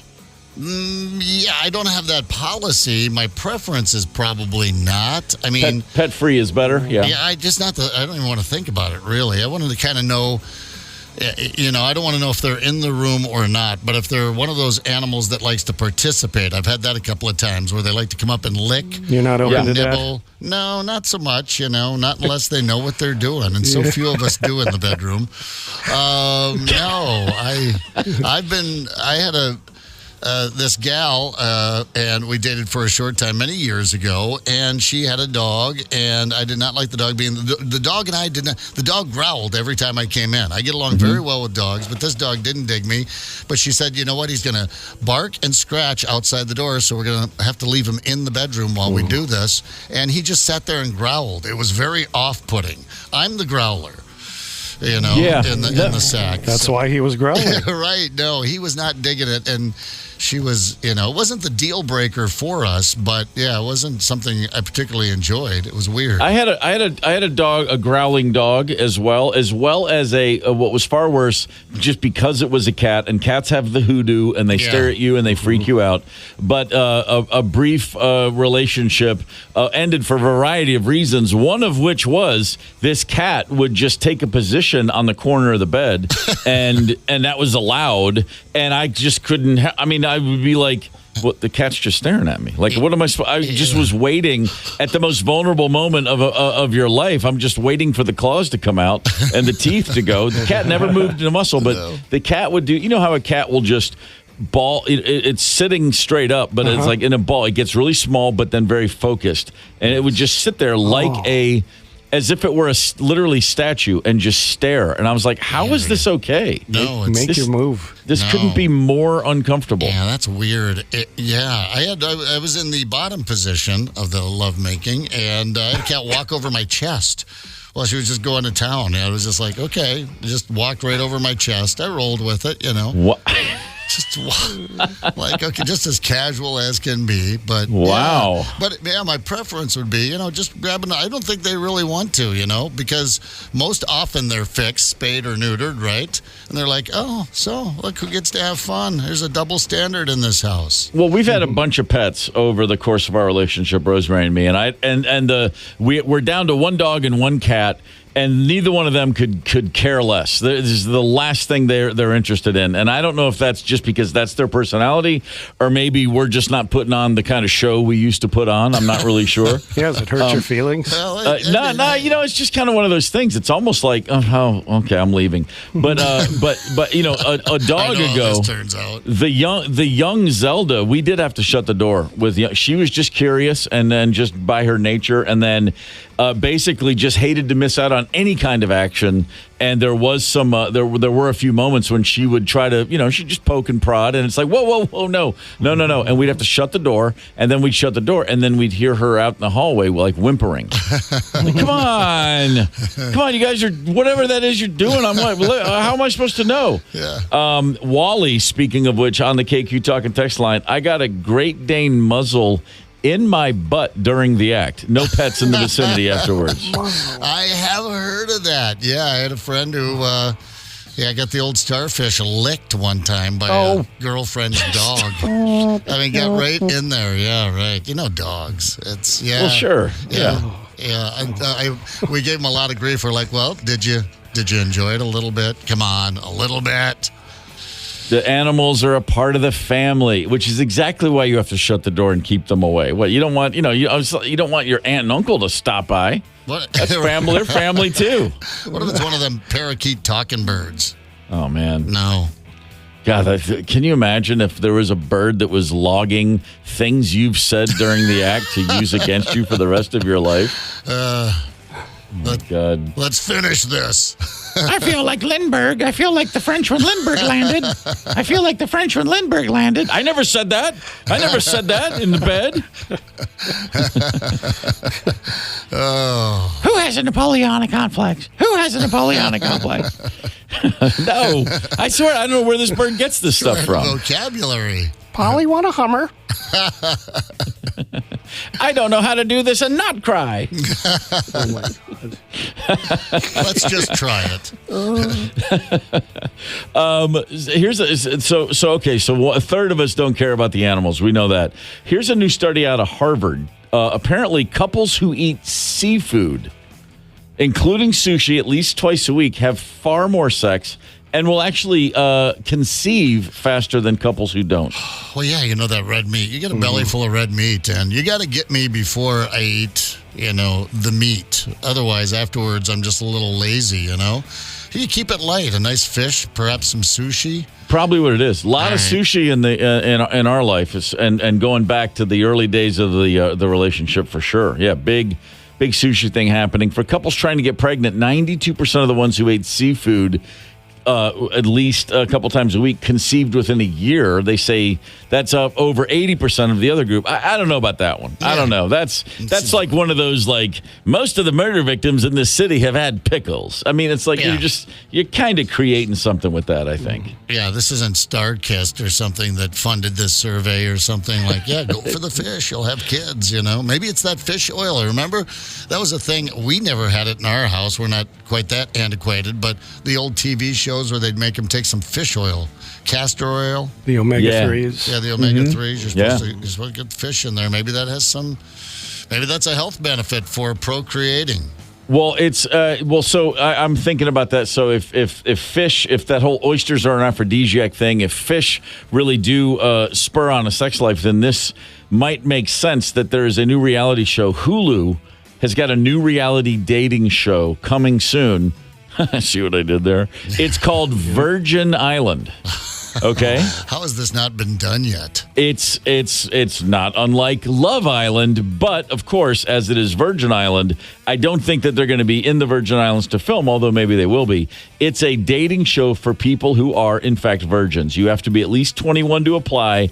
And if you've never had sex, they want you to come on this island and then, I guess, continue to not have sex, but do it in front of cameras and be very uncomfortable about it, I imagine. Yeah, just watch the awkwardness of the virgins. Yeah, so we don't get to follow this to any completion, but it's a dating show. And Well, here's my question. How do you know, honestly? I mean, really, are we going to believe that the people that all get on this show are actually virgins? No, because they'll lie their asses off to get onto a show. Right.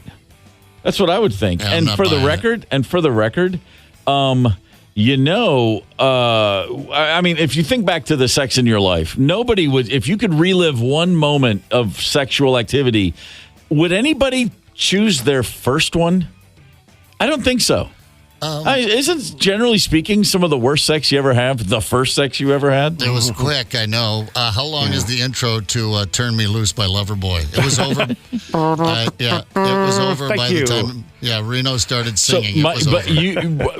Before Reno opened his mouth, you were napping. Yeah, I timed it one time. I think it was like 30 seconds. Yeah. Well, I wouldn't say I was napping, but, I was a young man. I was ready for two. But, yeah, it was quick. It wasn't, I'm sure she wouldn't put it up there at the top of her pyramid for awesome sexual encounters. We were young. We didn't know what we were doing. Yeah, that's what I'm saying. It's just, I mean, it's exciting, and it's all, it's like, it's amazing, and all the fumbling and all the sweat and the heavy breathing and all that stuff. It's like, oh, my God. But then, within a matter of a few more experiences, you realize, like, oh yeah, I don't ever want to have another one like that. I mean, that's all I'm saying. Virgin Island, you're just going to see two people finally like disappear behind a palm tree and then come back, and one of them's like, and the other one's like, that was kind of gross. Actually, I just don't think that's anything I want to see. I don't know. I mean, I don't know what they're going to. It sounds good. All these things are so contrived now, but I think if they actually do, like you say, go out beyond the pine tree and get her done and come back, you know after someone has sex, they're just different in that initial reaction. So I'm not interested in watching it at all, but I'm just shocked it hasn't been done. Maybe the post-interview will be the interesting part. Maybe, yeah. What they say about it. Your hair has a little more bounce, a little more curl in it. Anything you want to tell us? Yeah, right. Aren't you glad you waited?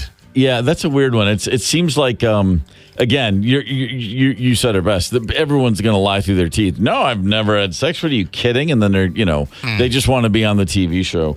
One of those things. I did see another thing I wanted to get your thoughts on. Secrets we're most likely to keep until our graves. A new study figured out the 10 type of secrets that we are least likely to tell anybody. And on that list, number 2, something you did sexually that you're not proud of. I'm pretty sure I've shared most of mine on the air by now. Yeah, you don't have to not be proud. I mean, I don't know. It's weird. I don't. Well, that begs the question: what have you done sexually that you are proud of? Well, I mean, Steve, I don't know that it's a pride thing, really. It's just a, if you go 4 for 4 if you hit 4 home runs in a day and get a hot dog in between, I mean, that's a good day at the ballpark. I suppose. But it's also, you're just doing your job. Yeah, like the occasional concert sex or something like that, or a threesome or a foursome. Maybe a little bit like that you might think about in your proud days. But things that, I don't know.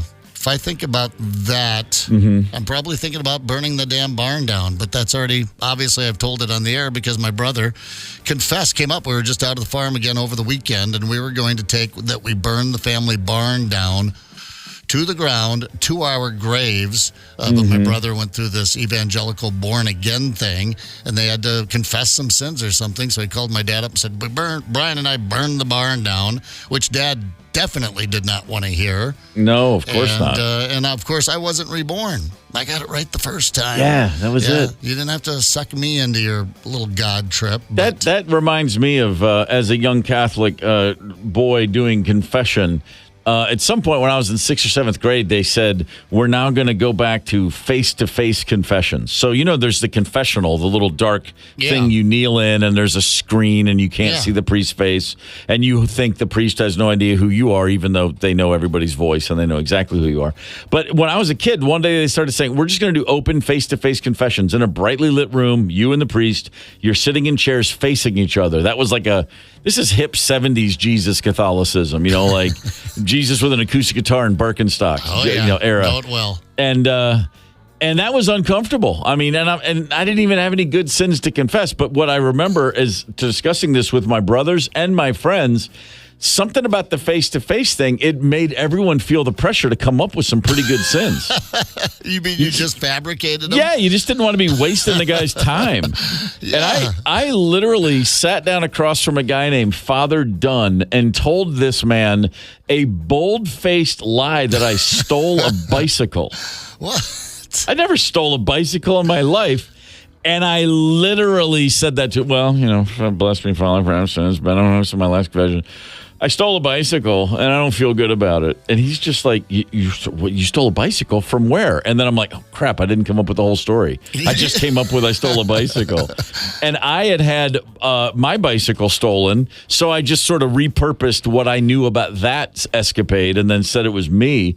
And then I don't even remember what he said. Honestly, I'm sure he said return the bike. I'm sure he said do some Hail Marys. I had no recollection of that, but I just remember feeling the pressure to come up with something pretty good. And then, of course, I also said, and I cuss a lot. I cuss a lot, Just I think you're right. Face to face, you're like, and he's looking at you with that. Well, what do you got? Huh? Nothing. You can't say nothing. He's going, really? You haven't done anything? I think you get it over with faster if you just fess up to something and you panicked and went with the stolen bike. All right. Yeah, of course. And growing up as I did in a house under suspicion, you didn't want to confess to anything. You're accused. Nothing you actually did, right? No, you're under suspicion for everything, and it's just a constant balancing act of what do they actually know. How long can I hold out? You just never want to cop to something that they didn't already know, because you just, the chances are you're going to get in trouble for something you did or didn't do. It was just whatever. It was like wrong place, wrong time. You're going to get the punishment for it. So it was always a question of how much do I share? How long can I pretend I have no idea what they're talking about? And when you grow up like that, then of course you do feel guilty about everything that you didn't do. Like you just hear about it. I mean, I remember thinking they were going to pin when Anwar Sadat was assassinated by his own people in Egypt. I thought they're coming after me for this one somehow, because I'd written a paper on the guy, and next thing I know he's dead, and I'm like, my dad will ask me what I know about the Sadat assassination. Where were you that day, Steve? I was in school. I swear, I was in school in Kentucky.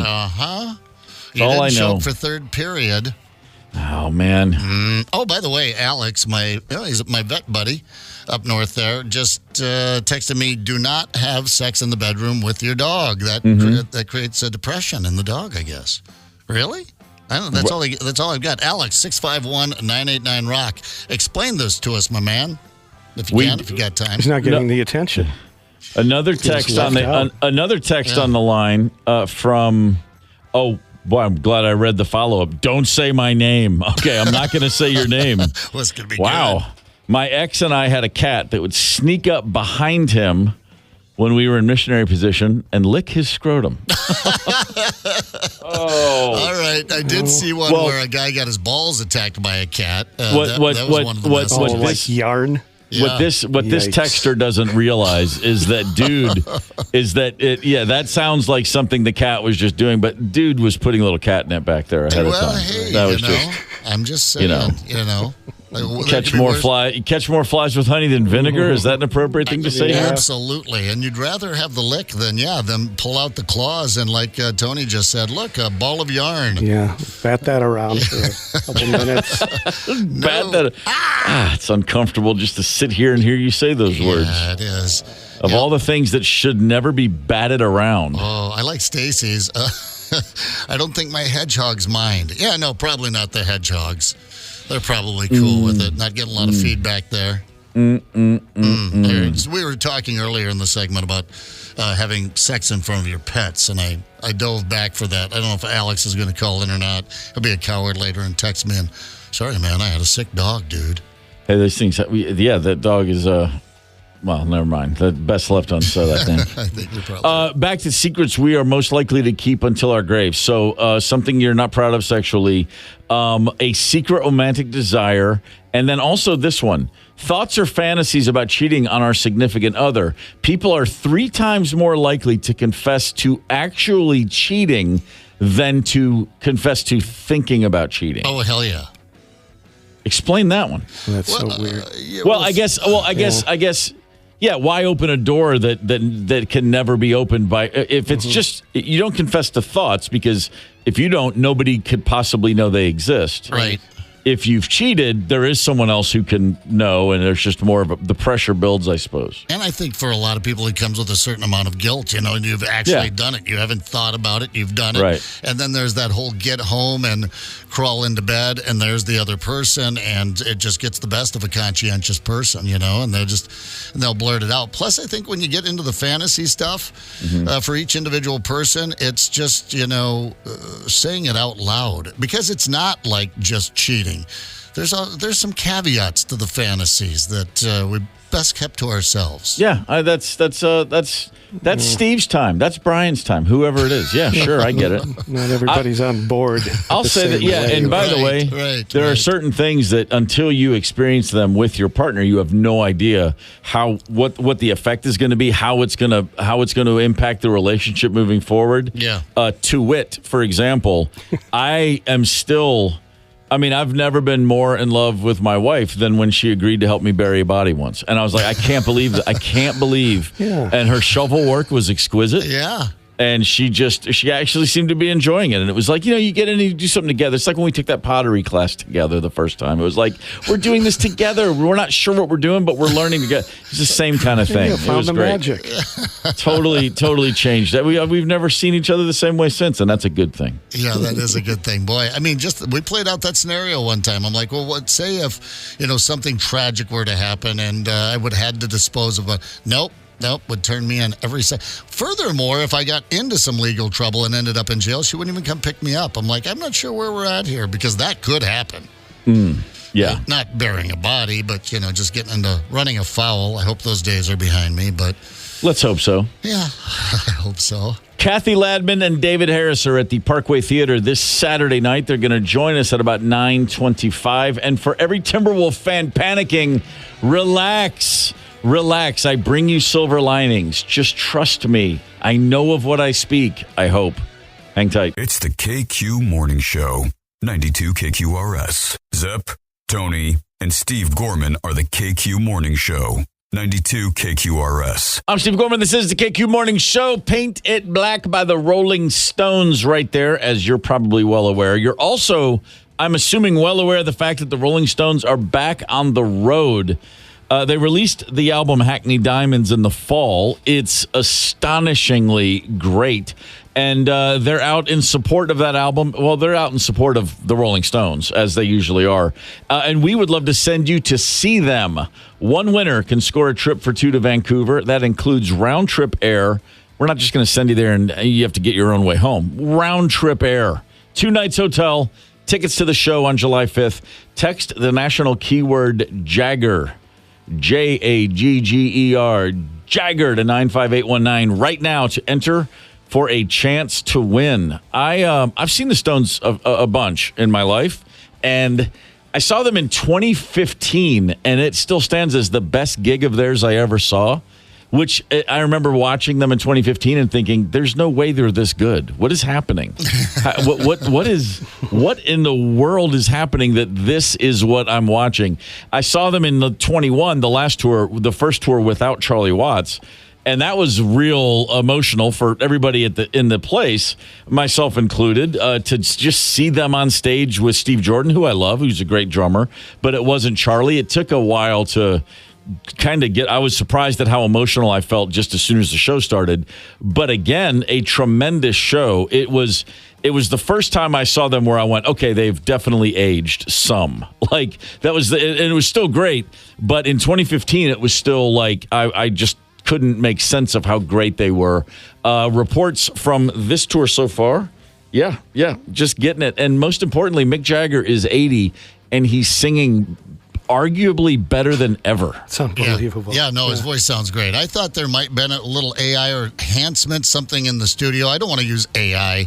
That sounds like they invented his voice. But some studio enhancements. So I thought, you can't sound that good. It's impossible to sound that good at his age.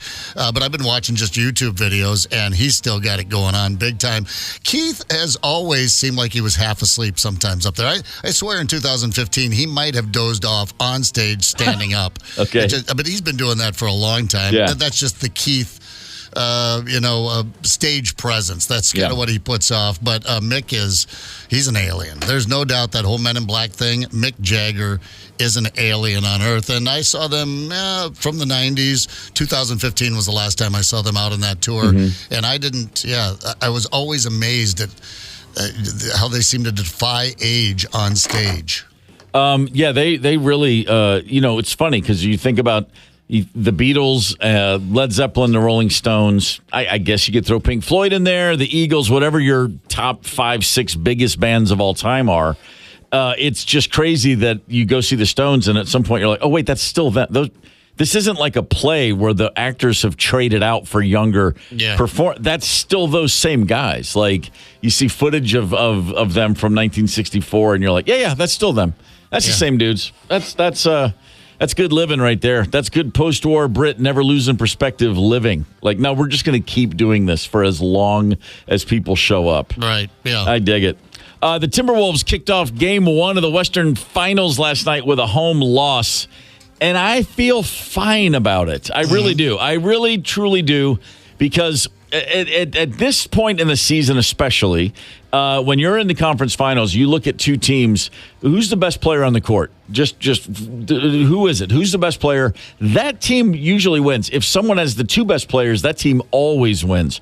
And for last night's game anyway, Dallas had the two best players on the court. Kyrie and Luka were number 1 and 2, and they barely won the game. Yeah. Minnesota had a really rough night offensively. Not a lot of points in the paint.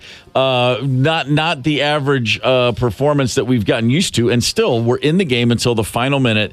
And when Minnesota did falter, it was late, the sign of a young team. I believe it was head coach Chris Finch. What he said after the game simply was no composure. Yeah. They sort of fell apart in the second half of the fourth quarter. But that's what a young team will do. Coming off a huge, emotional, emphatic win in Game 7, have a couple days home, and then you come out to see them a little flat. It's not that much of a surprise. Now, I would have loved to have seen them win last night.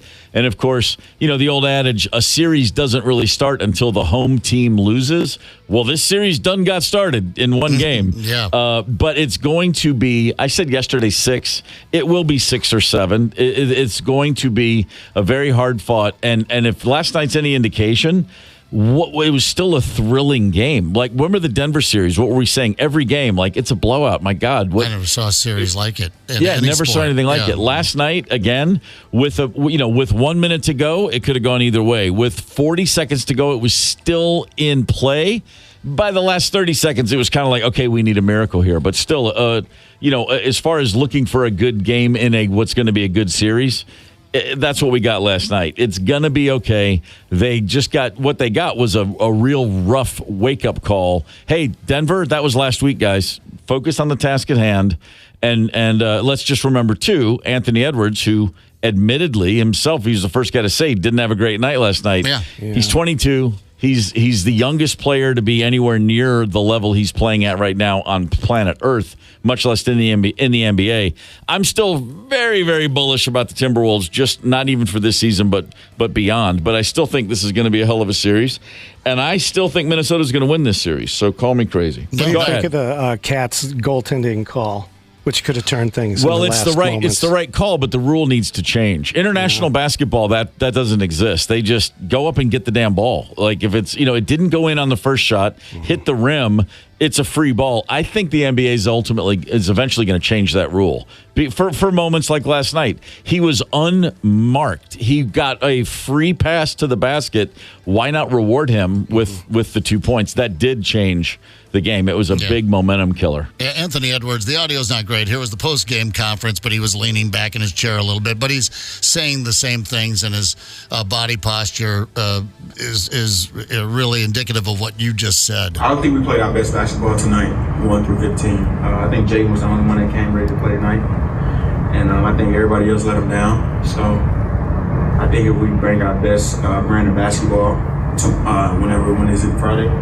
I think we'll see what type of game it'll be Friday. Everybody will bring their best brand of basketball from the Timberwolves, and we'll see how it goes. You know this team better than we do by a long shot, or you and Tony do. It's the first game loss here in this series, which is never, a lot of teams lose that first home game and go on to win the series in a lot of different sports. Mm-hmm. Is that work in their favor, perhaps, with this young team?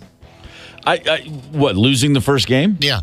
Yeah, I think getting your ass kicked, on the heels of a Game 7 where you went into Denver and knocked off the defending champs. That's that's their apex so far, and it's like, hey guys, no, that's over. That is in the rearview mirror. You've got to focus here. You've got to get back to doing everything you did the way you did it before. I think if short answer, yes, good, because that it's water in the face. Wake up. Mm-hmm. I don't think this team has the personality where it's going to cause them to doubt themselves and to crater. They're not going to implode now. at all. I mean, and I think Friday night you'll see them come out with just a hyper-aggressive defensive effort, and that'll lead to good things. And maybe a little bit more focused on the game. You talked about it yesterday. You know, you have that big series. These guys professionally, most of them have gone further than they've ever gone before, and now you're back home, and there's block parties, and there's bring your ass. Yep. And there's a lot of people descending upon them in their world, and you come out that first game, and you're just a little off focus. Anthony Edwards, by the way, I thought defensively was very stout to start, but yeah, he wasn't hitting the buckets right away. But no, and to your point, this is as far as our team has gone. Kyrie's already got a title. Kyrie hit the shot to ice a Game 7.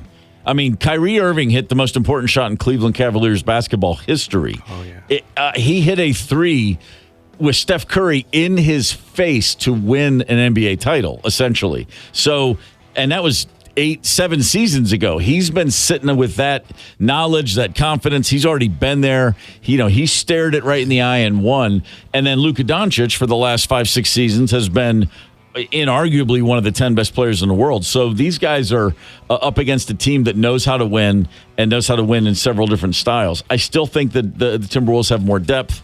I think that the home court is really going to make a difference. If it does go to 7 games, you're going to want to be at home for Game 7, and that's where they're going to be. So I'm still feeling pretty good about it. So deceptive seeing Luka. He looks like a guy you'd see at a sports bar with a pitcher in his hand. So non-athletic, just pasty and kind of tubby. He's got the shot. Yeah, for years, up until last season, the head trainer, the head of the medical staff for the Dallas Mavericks was a buddy of mine. His brother's a drummer that I toured with, and so I got to know Casey with the Mavs. And when they drafted Luka, I'm always man, what do you think? What do you think? And he loved him and loved him and loved him. And after like his 3rd season, I said, "Come on, man, what's his off season going to be? When is he gonna get that LeBron, Kobe just workout of that thing?" And he goes, basically what he said was, "We're trying to wrap our head around the fact that that's probably never going to happen." Yeah. Like he's just like, he goes back home to Europe. They pictures of him smoking. I mean, he's just like, look. Hey, man, I'm just doing my thing. And no one can stop him. It's kind of a hard case to make. Hey, you're one of the greatest players in the world. I need you to get in better shape. It's like, yeah, I'm doing okay, thanks. Yeah. How about Draymond sucks, huh? So funny. I like, there is a contingency of Timberwolves fans here that, unlike myself, are just not jumping on the bandwagon. They've been around for a while. They remember what Green said after Game 5, that the Wolves had lost their faith. And pre-game, everybody's sitting around the table down there on one end, and a whole bunch of them gathered for the chant. Meantime, we've mentioned how long it's been, Draymond, that since we've had the Minnesota Timberwolves in the Western Conference Finals. I like Shaq just puts up his considerably large hand. All right, guys. It needs to be said, though, when people just get together and cross any divide between them to chant in unison, "Draymond sucks," you're doing something right, Draymond. Yeah. You're winning basketball games, and you're pissing people off. Oh, he's not sweating that one at all. Hey, we play a lot of Van Halen on this show. Every rock station in the world plays a lot of Van Halen with good reason. I've often thought, man, poor Alex. Yeah. And here's why. Great drummer. Alex Van Halen's a badass drummer. Hell yeah. He's an all-timer. And he happened to be in a band with, at the time, the greatest live performing frontman in rock music was Diamond David Lee Roth from 78 to 88, really, that 10-year stretch, even when he went solo. Dave was untouchable, right? And then, Alex's brother, he's even more untouchable. The guitarist and the singer, iconic, legendary characters. And so the drummer's just naturally not going to get the shine. If Alex Van Halen had been in any other rock band, it would be like, have you seen that drummer? That guy's amazing. All this to say, I doubt he's really sweating it, but it just speaks to how great Dave and Eddie were, or I should say Eddie and Dave were, that Alex is often overlooked. But all that to say, right now, he just announced he's auctioning off a whole bunch of his gear from over the years. 350 items, drum kits, accessories, gold records, autograph pieces, all kinds of stuff. He said his quote was something like, "I hope passing on these pieces will inspire current and next generations. Let's have some fun." Just when I see someone do this, like an Alex Van Halen, I mean, it makes sense. He's got a warehouse full of gear. He's in his 70s. He's not going to use it. And he's like, and he's raising money for a portion of the proceeds go to something called Ride On Therapeutic Horsemanship. It's a charity it's just a great idea. It's really cool. But I can promise you this.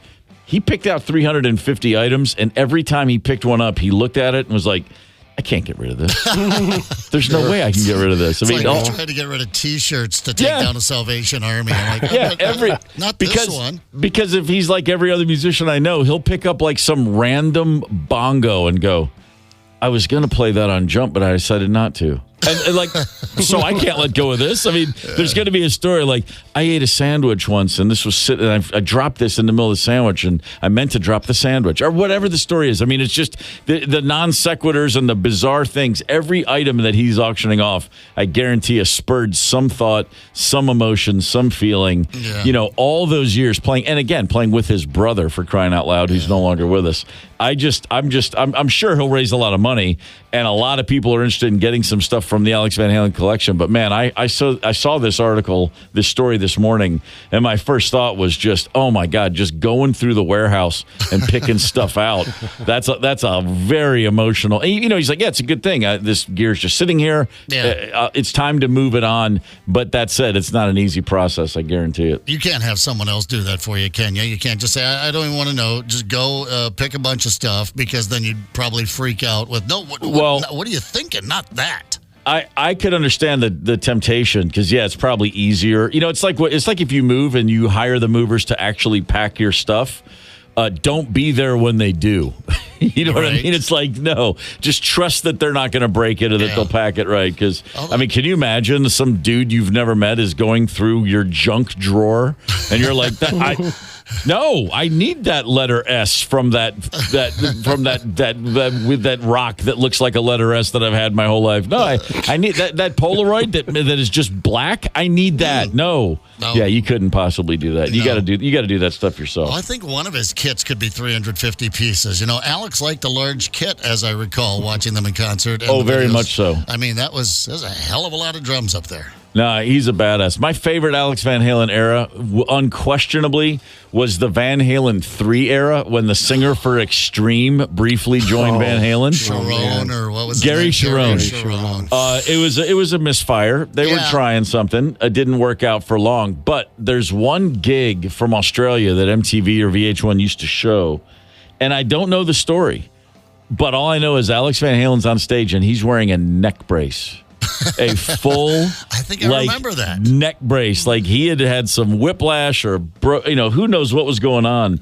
But seeing that guy rocking that kit, not moving from the shoulders up, just dead still. And I just thought, man, you put me in a neck brace, I'm staying home. Not Alex. Down under, mate, giving the people a good rock show, neck brace intact. It's fantastic. Reminded me of the time I heard about a Van Halen band meeting where they literally put David Lee Roth into a straitjacket to get him to sit there and shut up. But that's a story from another day, and it's not my story to tell. I'm just saying, I heard a few over the years. Oh, yeah. Hey, this Saturday night at the Parkway Theater, there's a great show in town. Kathy Ladman, who is an absolutely legendary stand-up comedian, and David Harris is a special guest. We'll be performing together. Two very, very funny people, and they will join us on the KQ Morning Show in just a few minutes. Hang tight. Connect with us on the KQ Talk and Text line, 651-989-ROCK. That's 651-989-ROCK. 92 KQRS. I'm Steve Gorman. This is the KQ Morning Show for Thursday, May the 23rd. Good morning. Saturday night, the 25th. Kathy Ladman and David Harris will be at the Parkway Theater. Doors at 6:30. Show is at 7:30. Kathy's calling in just a moment. David Harris joins us in studio. Good morning, sir. Hey, good morning. How are you? Is this Timberwolves tattoo on your forehead? Is this new? Is this new, or have you had it for a while? It looks pretty fresh. I'm glad you said it was on my forehead. It is very fresh. And then I saw the game last night, and I'm like, okay, I'm back off. No, boy, there's a T-Wolves fan for you. He's gonna get a Maverick tattoo put over top of it. No, I'm not, as you know, I'm not a huge sports guy, but it's hard not to get excited about what's happening. I mean, we don't need to tell you that. I heard a little bit earlier in the show. Oh, yeah. He's a in pig his in blood. slop. He loves this stuff. It's almost like he's from here. Yeah. Well, I mean, he basically is. After you've done a winter and then some, almost 2 winters here, I think, with our long spring, you're a local. And Steve got us all kind of excited about this team months ago. He's like, Timberwolves, I'm telling you, Timberwolves. And by God, now everybody's on the bandwagon. It's just it's just part of the services I provide, Dave. So, Dave, you as a comedian now, previously, and I'm sure in some capacities, originally, I should say, a magician. So that tells me not a basketball player growing up. You are correct. I couldn't even, I don't know anything about sports. Last year, I thought the Twins were going to win the Stanley Cup. I don't know anything, Guys will come up to me at the bar. They're like, who do you think's going to win the game, man? And I'm always like, we are. That's a good answer. Yeah, they're like, what do you think the score is going to be? And I'm always like, tight. I have to go to the bathroom. Yeah, there you go. We are and close one. That you can never go wrong with those two answers. Yeah. I was not good at basketball. I mean, either. I was a skinny kid, and if you saw me in studio, you'd be like, what? But I could not shoot the ball correctly. I would shoot the ball from behind my head. Oh yeah, the old launch. Yeah, the launch. I'm like, I might as well be shooting it like a granny underneath. You know what I mean? Yeah, it's the same thing. As when I was a kid, we would have called that the old German exchange student form. Yeah. Well, I'm Jewish, so I don't call it that. So, okay. All right, we'll go with Dutch. We'll keep it in the neighborhood anyway. David Harris is with us. You are going to be at the Parkway Saturday night with Kathy Ladman. You guys have done a bunch of stuff together. Well, she's been, what's super cool is that she's been a comedy coach of mine as of recent. I've known her for years. Not super well, but we've gotten closer as she's realized I needed a lot of help.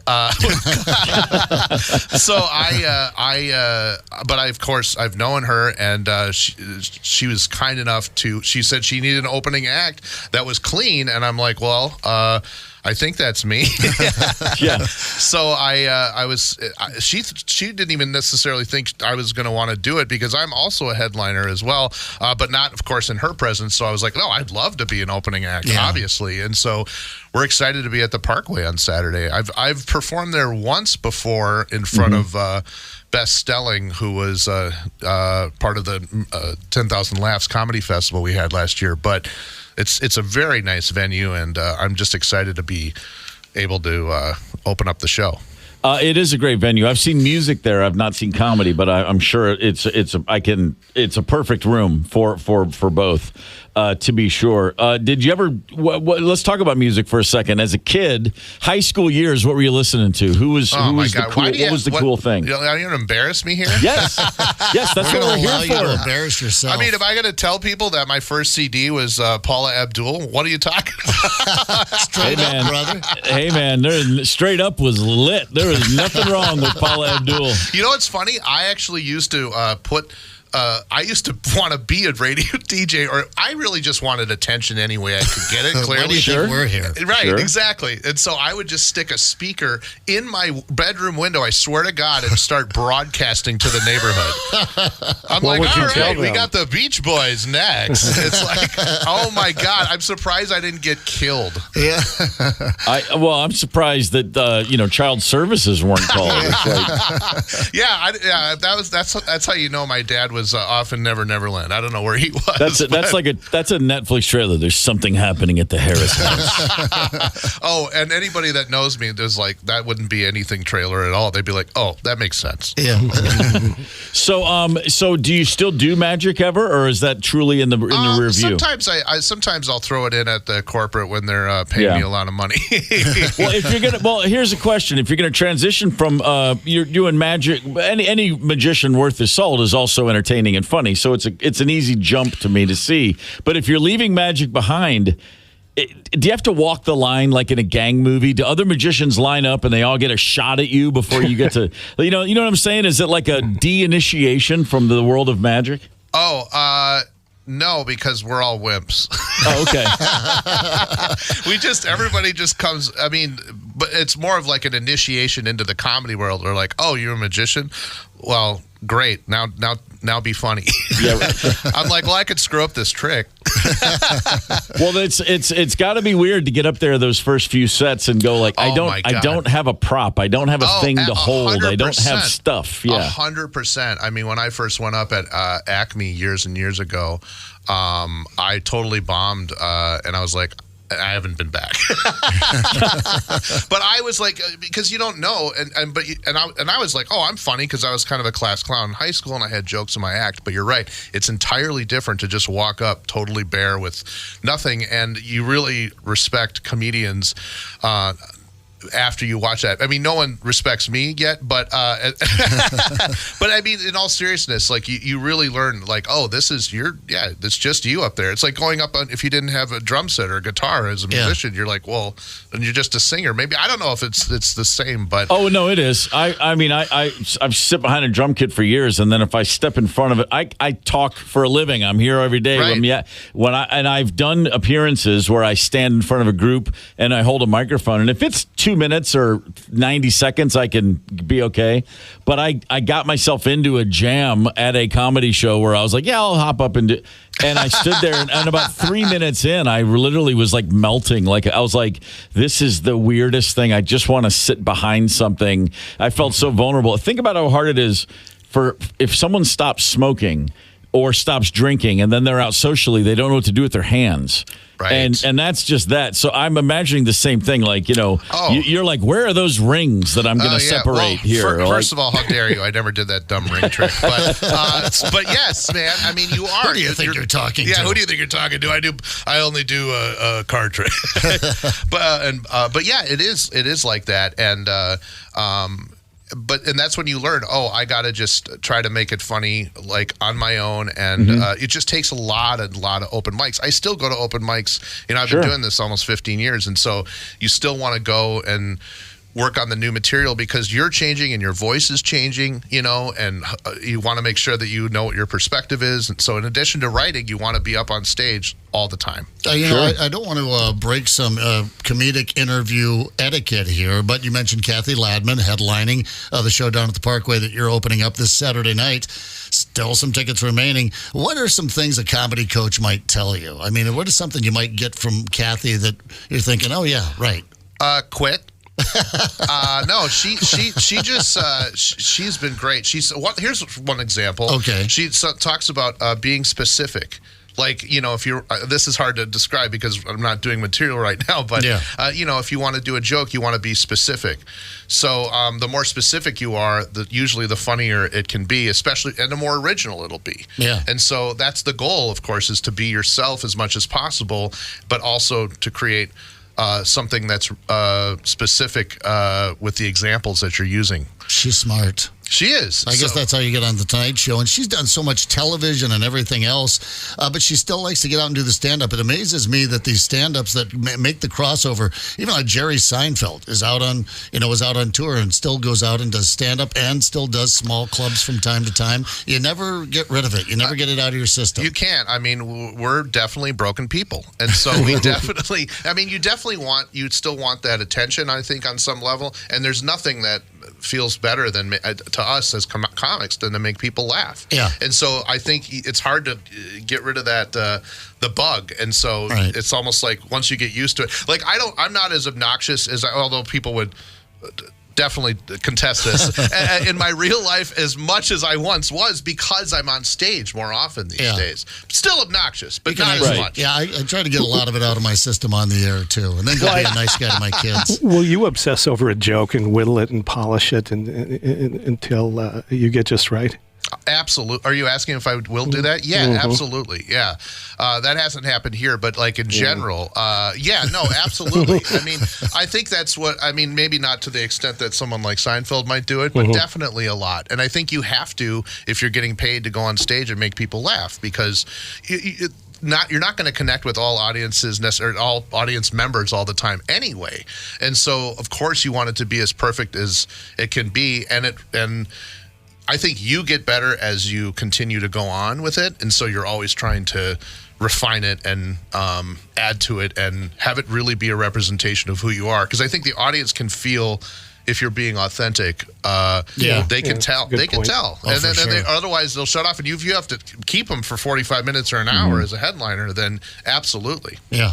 David Harris is with us on the KQ Morning Show. David is appearing with Kathy Ladman Saturday night at the Parkway Theater here in Minneapolis. What's the pre-show vibe 10, 20 minutes before you go out there? I mean, before when we were listening to that Tom Petty song, I noticed you breathing heavily into a brown paper bag.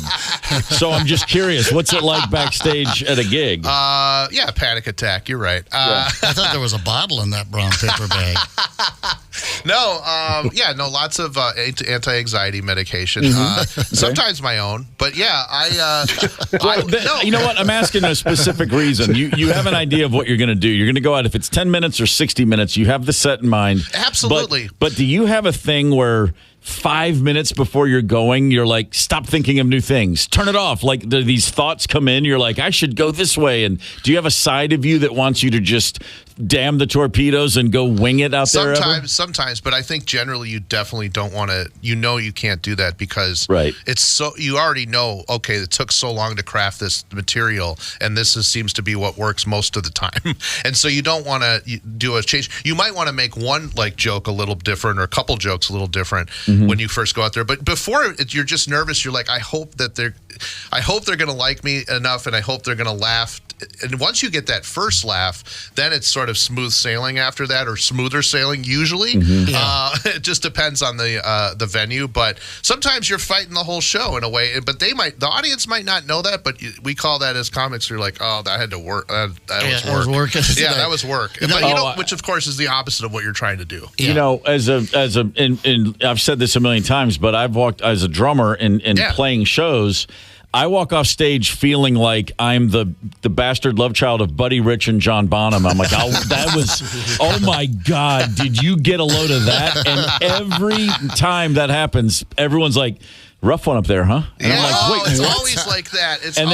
And then when I feel like I am fighting the drum kit for 2.5 hours, everyone's like, oh my God, dude, that was amazing. And I hate it. And it's the worst. And only performers get that, really. I mean, and to truly understand what you're talking about. But yeah, I mean, you're always hoping that you're connecting, and but I know Seinfeld has said, like, go back to the material then. Like the main thing is to just stay on with the material.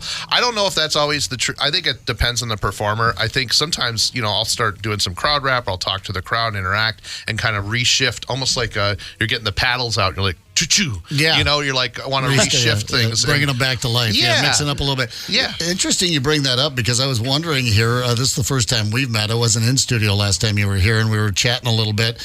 And you're such a nice self-deprecating guy. And I wonder, you won't get this at the Parkway. Our audience is too sophisticated. You wouldn't get it at Acme necessarily either. But how do you handle hecklers? Oh, yeah. No, I kill them. I mean, I definitely do. No, and I don't. Yeah, no. I mean, that's good. I try not. I'm not always great with hecklers, if I'm being honest. Yeah. Because it depends on how they're heckling. Like, heckler is sort of that broad term. Like, just because someone's drunk, if they're drunk, usually you try to ignore it, or you make a quick little quip back. Yeah. And then you start yelling at them.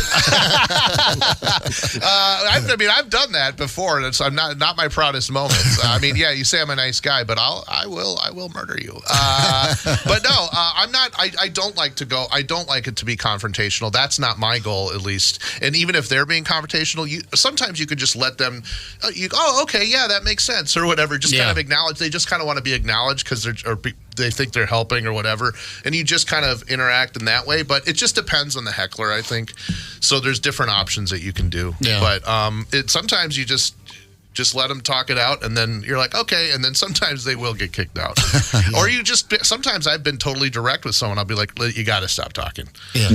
And I'll even say that to them when I'm on stage. Yeah. Like, you know. Sure. So it's just, you gotta, sometimes they really don't know, especially if they're drunk. Yeah. You know. I've never been to a comedy show where a heckler was appreciated by the rest of the audience That's on right. any level. That's Any right. level. But you Like can't. not even a little. I'm like, why are you continuing? No one wants this. No one paid to see the dork in the audience shoot his mouth off or hers. But as a comic, you don't want to get too rough with them right away. At least I don't. I think it depends on your personality as a comedian. Because if I get too rough, sometimes the audience is like, well, that was too rough. And like, you don't want the audience to turn too. So, I mean, you have to be authentic still, but you don't want to be too harsh. Although sometimes it does require That's that. where I would fail as a comedian. Yeah. Yeah. Sometimes you got to it. bring out the baseball bat. Sometimes you do. David Harris is at the Parkway Saturday night with Kathy Ladman. Tickets are still available. Doors 6:30, show at 7:30. Where did you grow up, sir? I'm from the Twin Cities. I joke I grew up in the suburbs, but you know, we weren't rich, you know, but we weren't poor. Okay, we were rich. No, I grew up in New Hope, and I always joke it's like I grew up on an all-Jewish block in the town of New Hope, or Jew Hope, and my best friend was actually Christian because he had a pool. So, no, and so I grew up in the suburbs, and I've lived here my whole life, and now I'm in the I live in Robbinsdale, so like one suburb over. Eventually, I'm going to be 2 suburbs over. I'm going to have a party. Nice. To let you know how basketball-addled my brain is, you said my best friend was Christian, and I swear to you, I thought about Christian Laettner. I was like, really? Wow. Didn't see that. You really are going deep with the Timberwolves here. That's fantastic. I do know that name, though, and I would go to games with my grandfather, and even Gopher games usually, and then there would always be the guy with the book, and then putting all the numbers down. Doing I'm box like, scores. look at this nerd. Look at this nerd. I'm like, just watch the game. Even then, I wasn't even that into the game. I'm like, just watch the game, man. Oh, man. He would have gotten into fantasy, basketball, football, whatever. He would have loved that. I think that's why I wasn't into it as much, though, because I think my dad was sometimes more into sports than me. I think that's why I became reformed. Like, look at me. Look at me. He's like, move. You make a better door than a window. Well, you mentioned a Paula Abdul record, but but seriously for a minute. So that Twin Cities, a legendary music scene for decades and decades now. First live band you ever saw? First concert you went to? Oh my God! It was this. I think we talked about this last time, maybe, but sure we did. It was the Jets. I think. No, the Jets. Remember them? Like, I think we went to the state fair with my family and saw I believe that was the first group we saw. Yeah. Strong. There's nothing wrong with that. I look like I could be in a former boy band now, but no. I don't know if that's not a boy band, but a family band, I guess. think, I don't remember much about the Jets. I'm just familiar with them. That's a deep cut. They were a family. But then I saw Belle Biv DeVoe with my dad when I was like 13, with your which dad? is weird. Yes. I don't know why. I was into pop music and I went and they're singing, "Do me in the morning, you can do me." And my dad, I'm like, this is so uncomfortable. And I'm sure he felt the same. Maybe he couldn't even understand what they were saying. Yeah, that drive home is either totally silent or very, very animated. Nothing in between. Yeah, it's weird. And then there was people smoking pot in front of us. My dad's like, "Stop smoking pot!" Oh wow! And I'm like, "Oh my God, I'm going to kill myself. I'm going to murder myself right now." Cool dad brings you to the show. Bad dad gets on the stoners. It's all the whole experience in one night. He's like, "I can't breathe." And I get it now. Now I'm like, don't smoke near me. I can't breathe. Of course. Secondhand smoke. David Harris at the Parkway. Shows at 7:30 Saturday night. A few tickets are still available with the great Kathy Ladman. I've seen Kathy Ladman forever. Oh my gosh! I mean, that's just one of those names. Yes. I'm like, I mean, she's been. So I like, as you said, you feel very fortunate to be working with her recently, or as of late, I should say. Yeah. And when you were talking about the process, I did think of her a little bit. I thought, she still comes across like she's chatting with friends. She's it's so good. natural. It is. She has worked so hard to make it look like she's not working at all. She's That's amazing. Right. I think the best comics do that. And that's why part of the reason I wanted to work with her and learn from her, because she definitely does that. And she's such a good joke writer, and it's so original. And I think it's just really cool when you can see that, and that's the whole goal. You want it to feel like a conversation, because it's not like you're being inauthentic, but you have to have an act, but like you also want to talk like you talk on stage. So, and that's how you can sort of secretly put the jokes in that, and so they're not expecting the joke to come necessarily. So when you're developing the act like that, I think that's definitely key. Kathy Labman and David Harris, Parkway Theater, Saturday night. You can still pick up a few tickets online. Thank you for stopping by, brother. Oh, it's my pleasure. Thanks so much for having me. You got it. We're going to have a quick history lesson. You're welcome to stay. Oh, we're going to love it. On this day, May 23rd, in 1958, Wilt Chamberlain, Wilt Chamberlain was going into his senior year at Kansas, and he said, you know what? I'm going to give up my final year. I'm going to turn pro. But he didn't join the NBA for an entire year because he spent 1 year as a member of the Harlem Globetrotters. I had no idea. I mean, seriously, Wilt Chamberlain, 7'1", one of the great athletes on the planet at that time, out there running around with the Globetrotters and a bucket of feathers and half-court shots. I want to see some footage of this. I do. I'm going to YouTube it later. Mind-boggling. On this day in 2002, Sean Green remember him, played on 4 or 5 baseball teams, had about a 15-year major league career. Yeah. One of the finest, if not the best, Jewish hitter of his generation, gentlemen, must be noted. Mazel tov. In Milwaukee, on this day in 2002, went 6 for 6 with 4 home runs, 7 ribbies, 6 runs. He had 19 total bases. That is still the most ever in a major league game. I had him as a fantasy baseball player. That's why I remember this so well. And picked him up. He wasn't even a starter. He was injury prone a little bit. I know I had to set him a bunch, but when he was in the lineup for about 3 or 4 years there, he was gold. I mean, he's the only one you had to have in your lineup some days just to win. Yeah, but when he was on, my man was on. Get the KQ Morning Show podcast wherever you listen. 92 KQRS.